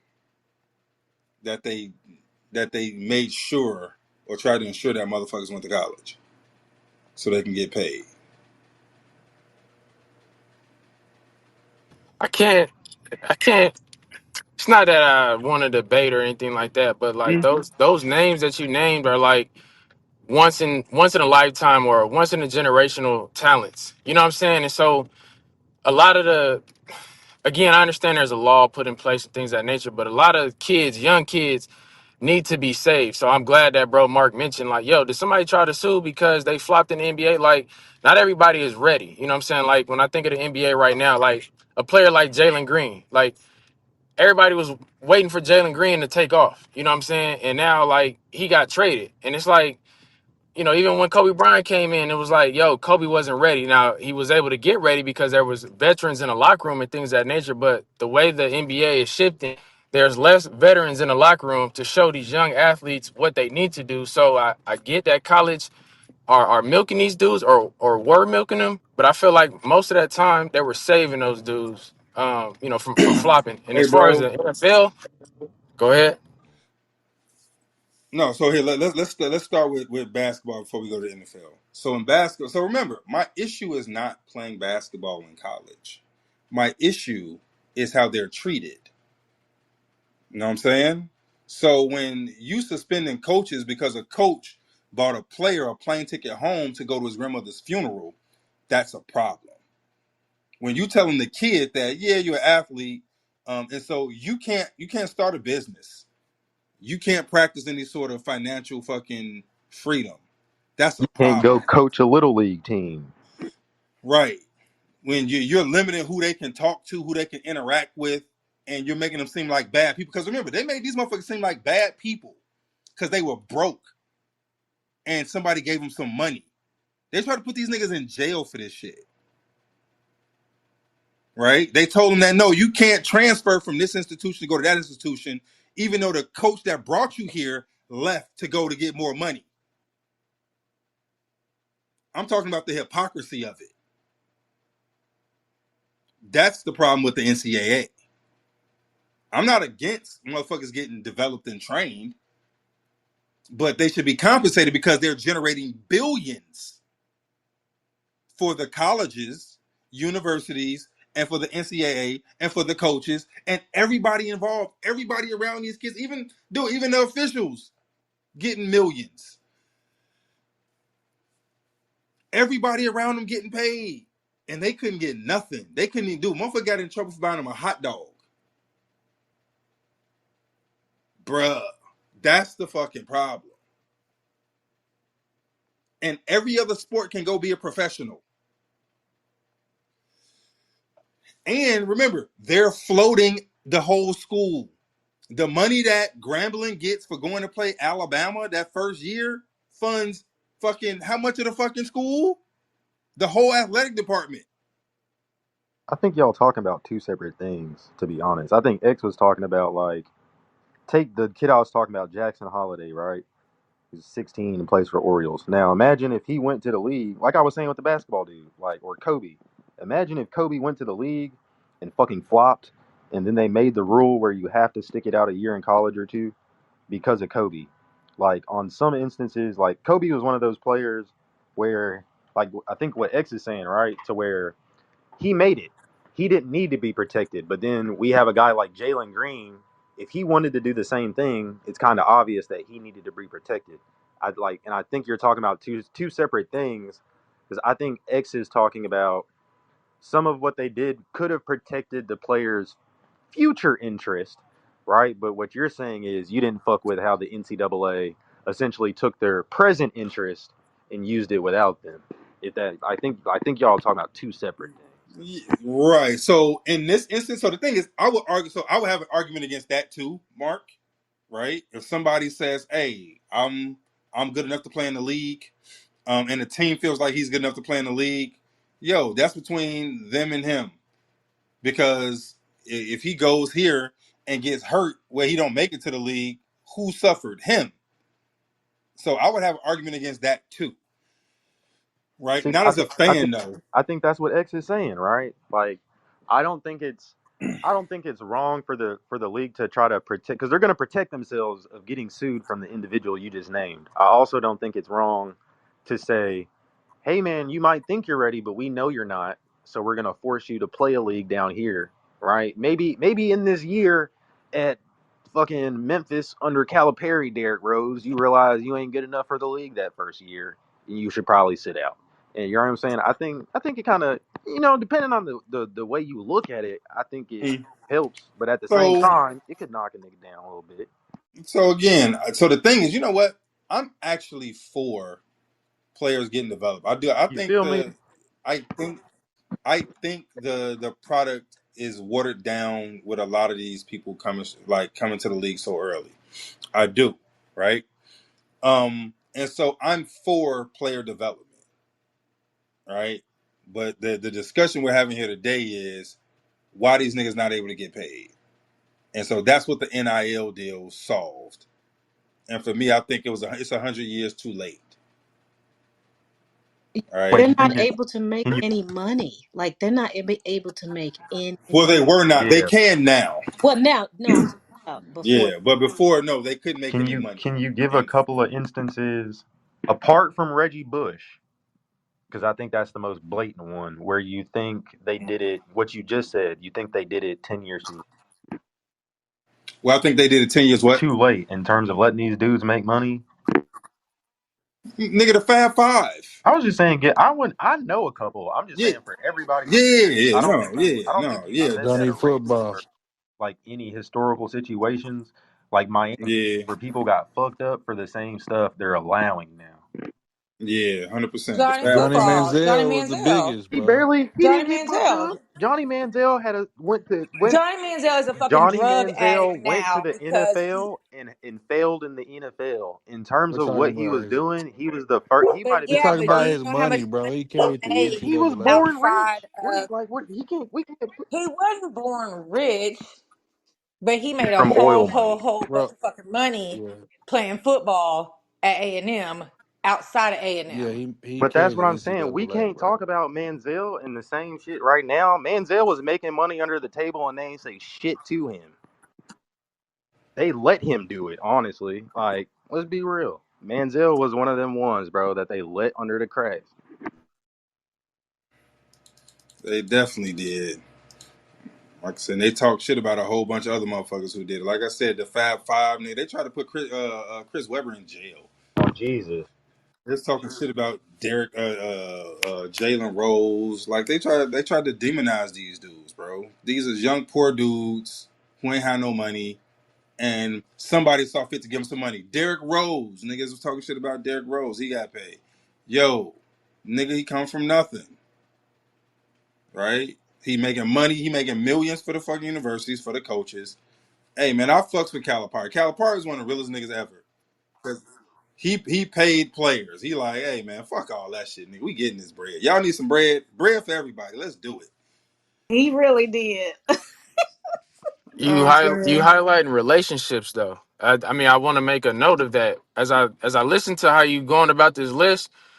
You've been highlighting how relationships can work for you. And so when I think about like John Calipari, it's like, yo, I can't necessarily pay you right now per se, But if you come rock a year at Kentucky, like you forever will be paid. I'm gonna get you to the league and like you gonna make even more. And so again, that's a relationship. Everybody talk about how like they still rock with Calipari and when he need, some help recruiting or things of that nature, like they got him. So I just wanted to note, like, I know you mentioned gatekeeping and things of that nature, but a lot of this stuff, it highlights relationships and it shows you when you have relationships in place, you can make things rock for you. And a lot of people don't necessarily have those relationships in place, is what I'll say. Yeah. So yeah, man, that's the number one parasite, the NCAA. All Hey, right. Linnell, so what do you think about women's sports now, like women basketball? How much hype they got and how underpaid they are? Who said they're underpaid? I think they are. How much? Do they generate money? Yeah, they generate a lot of damn views since the They do I ain't not. really I'm saying Don't the now, NBA pay them? Yeah, I was gonna say bro, they they don't get paid generate like no money, bro. $100,000.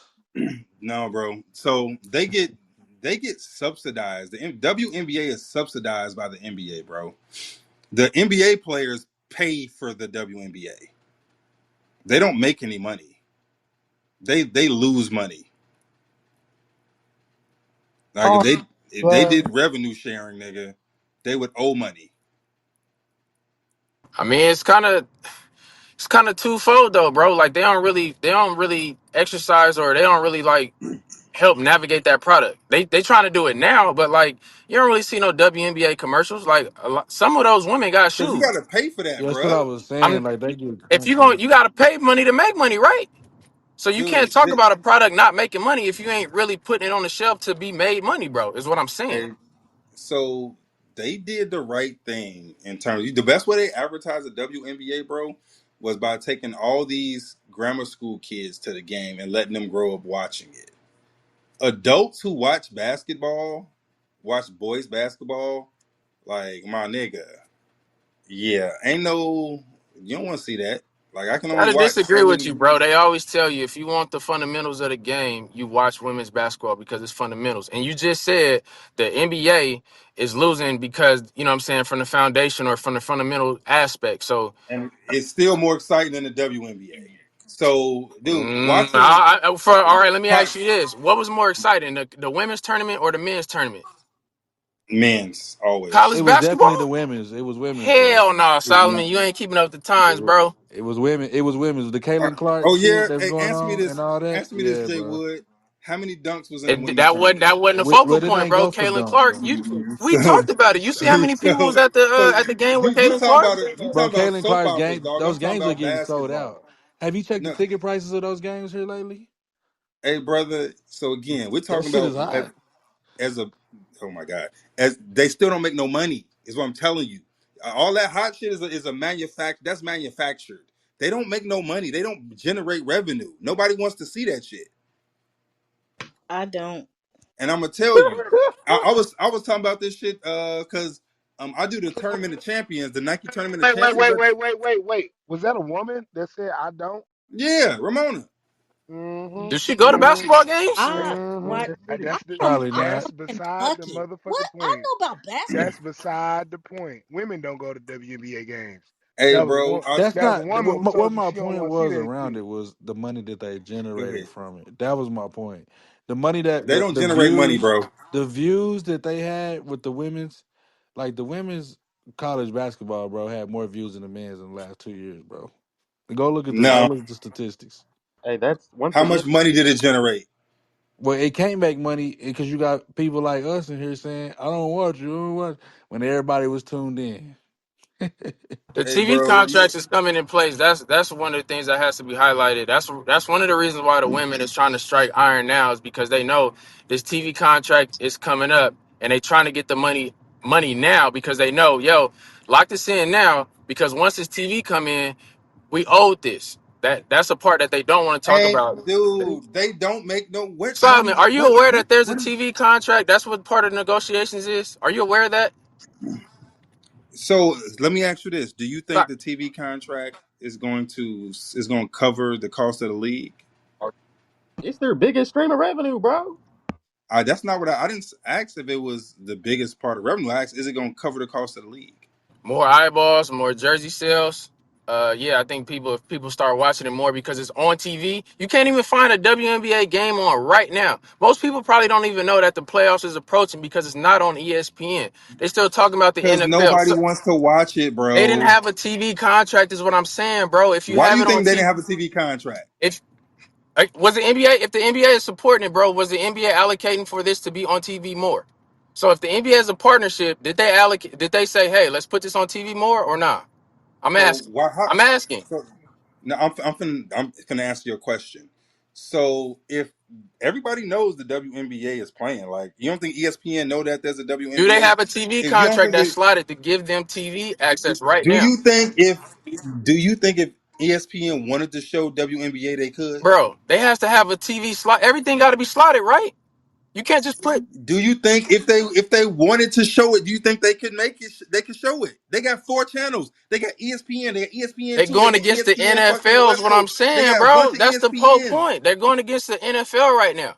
Most most people is getting ready Nobody's for their gonna fantasy watch it. draft right now, more so than the WNBA. But if this on TV, The they're NFL just started, bro.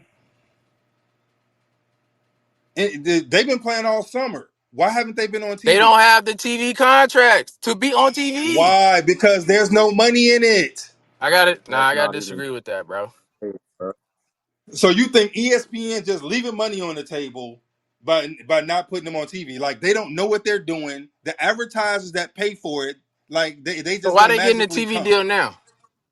That So hey, we gonna Why? see. No, answer the Let's see question. what. No. Because now you projecting. Probably because the NBA is probably trying to leverage their fucking advertisers to So why wasn't fucking they to doing do that some shit. before?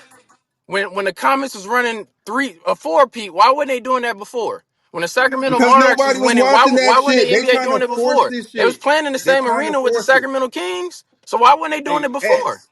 The same reason that there wasn't a male cheerleader in Dallas in Minnesota before, because they weren't forcing it. Now they're trying to force this shit. How they trying to force it? Why do Dallas have a male cheerleader? I wasn't rocking with that perspective. I don't know how you even brought that in there, bro. I'm gonna let you rock on that one. Because dude, it's because they're trying to force this shit down our throats. They're trying to force girls sports on us. bro, What what are the you fuck talking about right now? Why would they try to are force? these? What, bro? We got Paige Bookers, we got fucking Asia Wilson about to come up. Like they legitimately have a bunch Hey, of And shit. bro, wait a nobody minute, wait watches a this minute, wait shit, a minute, bro. wait a You gonna minute, tell All wait a me minute, nobody cared about Lisa Leslie, Tina Thompson? wait a minute. Put some No, So respect. nobody cared. Put some motherfucking respect on P Buckets. That's Paige Buckner's. that's cool, but P nobody's watching Buckets. this. Nobody's watching girls basketball, I bruh. wouldn't. but I it's I don't would. know how many Oh like wait, wait, what wait, wait, y'all wait, can't get this through your heads, Hey, bro. it's the wait. I would not say The nobody. Hold on. Give me a second. the casual fan. Let's Hey, put it like that. motherfucker. I said, give me a second. The casual Go fan, ahead. I give you that. Don't say nobody. Because, like X said, a motherfucker that appreciates basketball is watching the women. A That's motherfucker niche. who's trying to, hey, maybe, but I don't disagree. Them bitches should have took that last deal. Would have made the top player make $1 million, and all them bitches make like 500,000. They should have took that deal. They stupid for that. Motherfucker, the nigga that likes motherfucking basketball and appreciates the game is watching women's sports. When Paige dropped 44 and just watching the way she moved on the court, what she did, the way she understood the defense from the first play, why she was able to drop 44, and nigga who enjoys sports is watching that.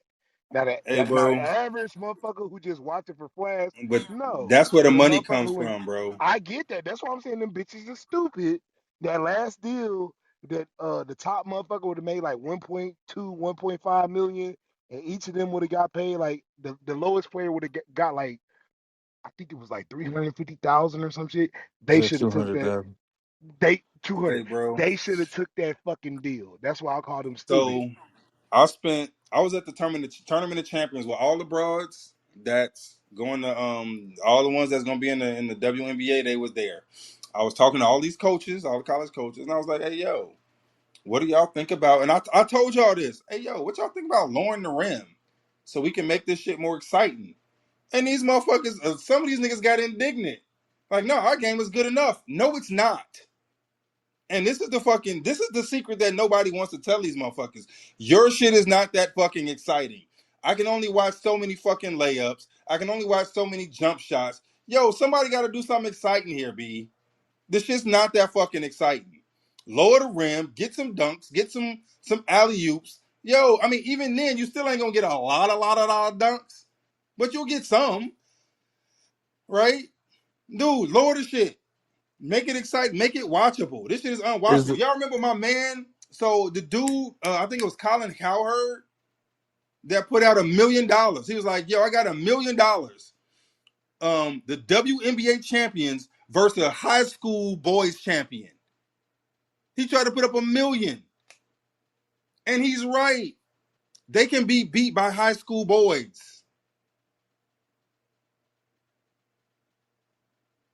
You That know, shit hold ain't on, that. wait, wait, I mean, you were wait, wait, What speaking the of hell? dunks. wait, You I wait. don't want so even you think really think that a women's Yes, professional Robin. basketball Yes, team can be Robin. fit can Yes, be beat by Robin. high Yes, school? Robin. Yes, Robin. Yes, Yes. yes, not even Go, They did close. the same go, thing with soccer go look. players. I was just about to say, go look up to what the soccer's high school boys did to the professional women. Yes, Robin. Yeah, they did. Y'all women is not fucking with us when it comes to athletically, physically strong. No, Why are we respectfully, why are we respectfully. comparing that? Wait, Why wait, why wait, are Yeah, we wait. I'm no, finna comparing finish. that? that's I'm finna crazy. finish right real quick. Right real quick. I'm gonna finish. Yes, high school boys with full testosterone, nuts drop, mustache and beards, whooping women's grown ass any day of the fucking week. Now, when you come to talk about lowering the rim, Linnell, and giving a different game, I'm all for that because that's something different, right? You know what I'm saying? Like, I want to see a woman dunk on another woman and be like, "Bitch, you can't fuck with me." You know what I'm saying? Like Me too. Bruh. that. Me Bro, That too. wait, wait, Lower the wait, dunks in the the, rim. wait, Make the it dunks in the exciting. NBA. wait. Give me like 30 seconds. I'm gonna land. That would bring so much more interest to the game. The problem is the women and y'all not women in the WNBA. The women in the WNBA try and compete and compare themselves to men when they cannot fucking do that. The moment we turn 12, 13 and shit, y'all not fucking with us no more on any fucking sport. So you have to give us a different game. I wouldn't You say have any a short. sport. Hold on, wait. Give me like 2 more seconds. You have a shorter 3 point line and you have a smaller basketball. That gives you the motherfucking point. You are different at the game. Argue with me all you want to. Yeah, So if I they're don't. different, why are we lowering their rims then? To try Yeah, to that's what dunk I'm like the saying. men. Because I they're What's don't that think point? dunks is. I don't different. think They dunks is can't driven dunk the on no NBA. 10-foot So why rim. Bro, the again? dunks is not. Hold on, The dunks is not what, driving go ahead, the Jay Will. dunks What is you gonna not say? driving the NBA. I'm saying the dunks is not what's exciting in the NBA no more. It's the shooting. Like Bruh, you're nobody killing me, like it's bro. not, bro. Wait, are Come you on telling now, me the Bro, like what? shooting is not more like exciting Steph than the dunks, Curry, bro? bro. Wait, They wait, wait. talking Let him that. answer that real quick. Hold on. Are you telling me the shooting is not more exciting than the dunks? No. In the Solid. NBA, Come on, Have you man. not watched We in the the Steph Curry the? era, bro. It's cool. Hold up. It's cool, but it's not better than a motherfucker going coast to Hey, coast hey, Marty. and What was jamming that Marty? bitch. What was The more? What brought in more eyes? Curry and Steph, Sabrina shooting. Steph Curry. Steph Curry. So, Steph Curry. I'm not gonna lie to you, bro. so I'm not that's gonna all lie to I'm. you. Steph Steph Curry is Curry. That's nice. all I'm saying. Wait, No, wait, no. wait, I just wait. want to Wait, acknowledge wait a that second. though. Wait a second. Wait a second. Steph Curry is cool, but if you telling me you had a court full of Steph Currys and wasn't nobody coming through, grown man in that bitch and punching the motherfucking rim, that would be the same fucking It'd game be boring. if niggas just shooting fucking threes. No, even women will tell you, I want to see a nigga raise up to the Facts. motherfucking top of the gym and put his nuts on a nigga head Facts. and be like, bitch, you can't fuck with me. That shooting ain't shit. Facts. Hey, I guess y'all ain't been watching the NBA. Like That's what I'm saying. that's what's been going What? on. Like LeBron James is Wait, still here dunking on people, but Steph. time out. Women in the room. What you want to see? You want to see a nigga shoot, or you want to see a nigga grown man, a nigga put his ass on the Yeah. motherfucking floor and punch the fuck? No Wait, not man, what you want listen. to see. What are Get it? you Hold watching on, now? Ask them what they're watching now. wait. I don't give a fuck what they That's what we watching now. talking I'm about, bro. asking. Hold on, wait a second. Wait a second. Give the women 5 seconds to speak. Women, what do you want to see? Because women go to motherfucking NBA games more than they go to WNBA games. Women in the room, what do you want to see more? Do you want to see a nigga put a little ball on the motherfucker, go up to the top of the gym and punch that bitch and knock that little nigga over and dunk on his ass, or you want to see a nigga shoot three? What do you want to see? The first. What was the last I game you mean, watched? that's what I'm Wait, saying. let her Like, bro, answer you that. don't Hold on. these. What was the last game you watched? I don't watch TV now. Hey, Marty, it's invalid, bro. Not Bro, yeah, because No, That, of I nah, you don't don't TV. like. try to Hey, lie. bro, I'm You I telling don't you, talking even about think something so, in the bro. past, and we talking about shit that Hey, happening let's check right the now, and she chat. just told you Let's she check the ain't watching chat. it.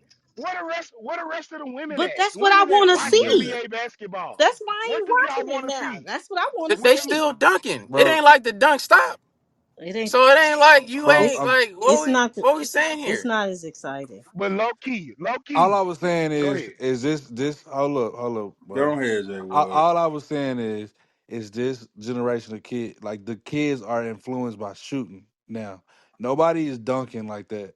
Like the kids don't care about dunking, bro. They want to shoot the farthest three. They want to shoot over people. Like I'm telling you, Steph Curry has Hey, started some bro. shit with shooting. Hey, bro. So no, let me It ain't agree even with no you, big right? man no more in the league, bro. No, no, Everybody no. Let me outside. agree with you, bro. So I agree with you that everybody likes shooting a long ball, right?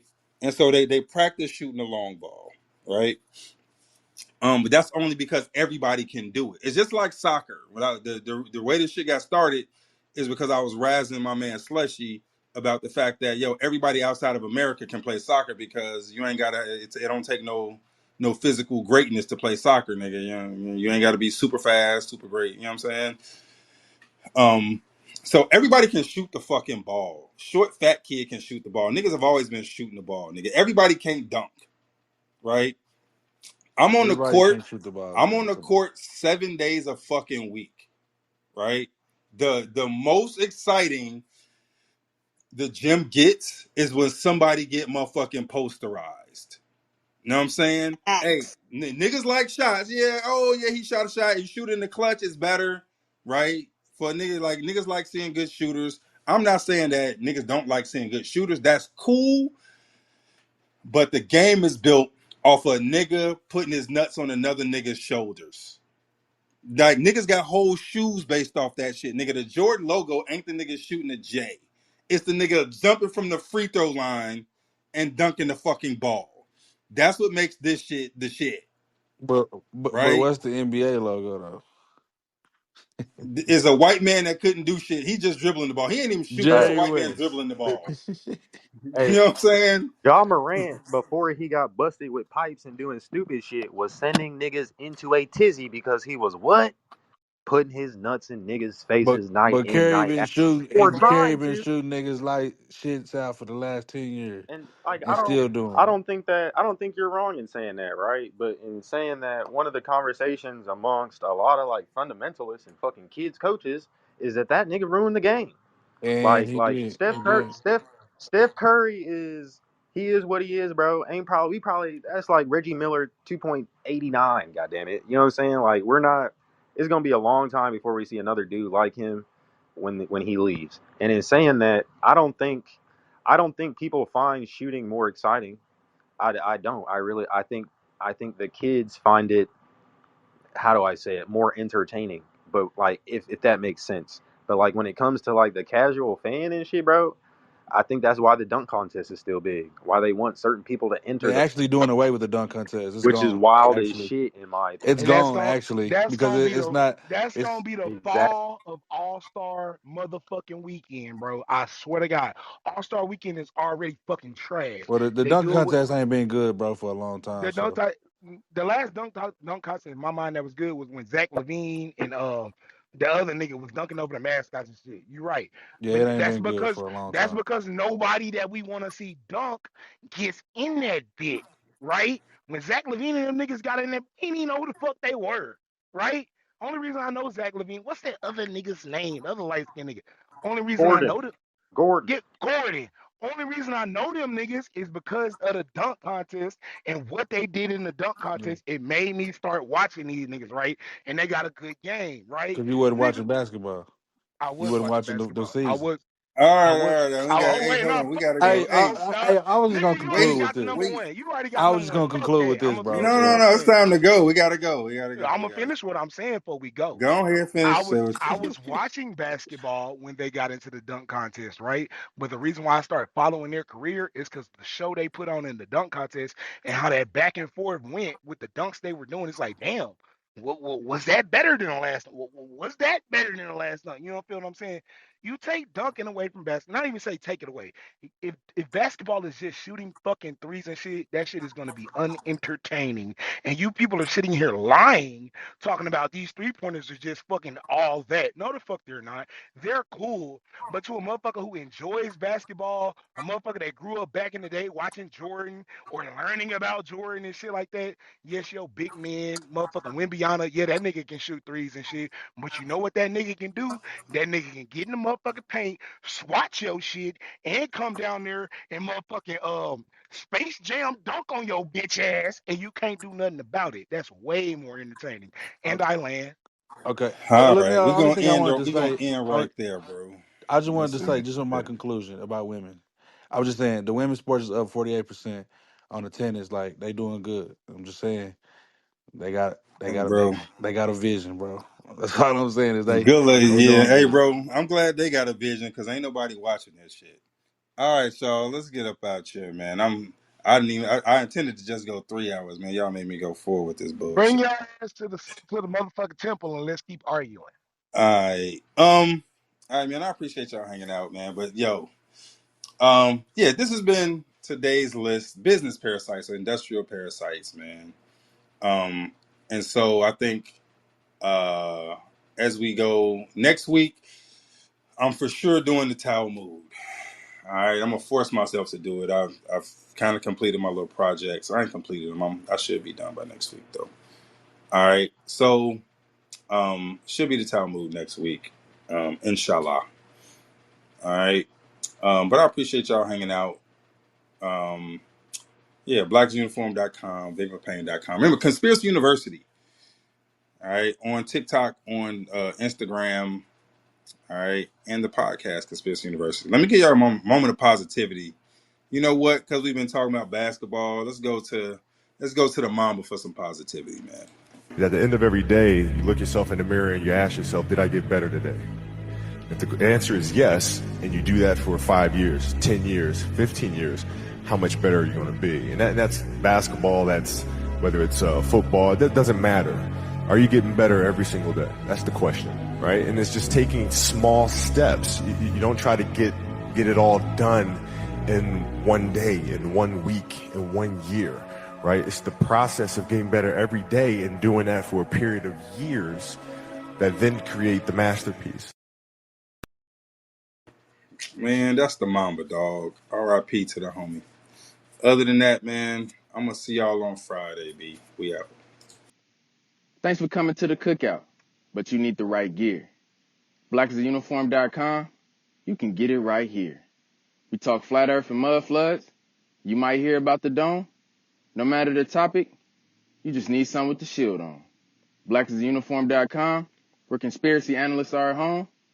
Blackisuniform.com, where conspiracy analysts are at home. Vigor Sport is love and light in a bottle, a CBD infused salve that rids the body of pain, arthritis, carpal tunnel, and muscle aches. There's no job too great for Vigor Sport. Headaches, muscle spasms, and menstrual cramps are a thing of the past. Vigor Sport is the Swiss Army knife of your medicine cabinet. Order your jar today at vigorforpain.com.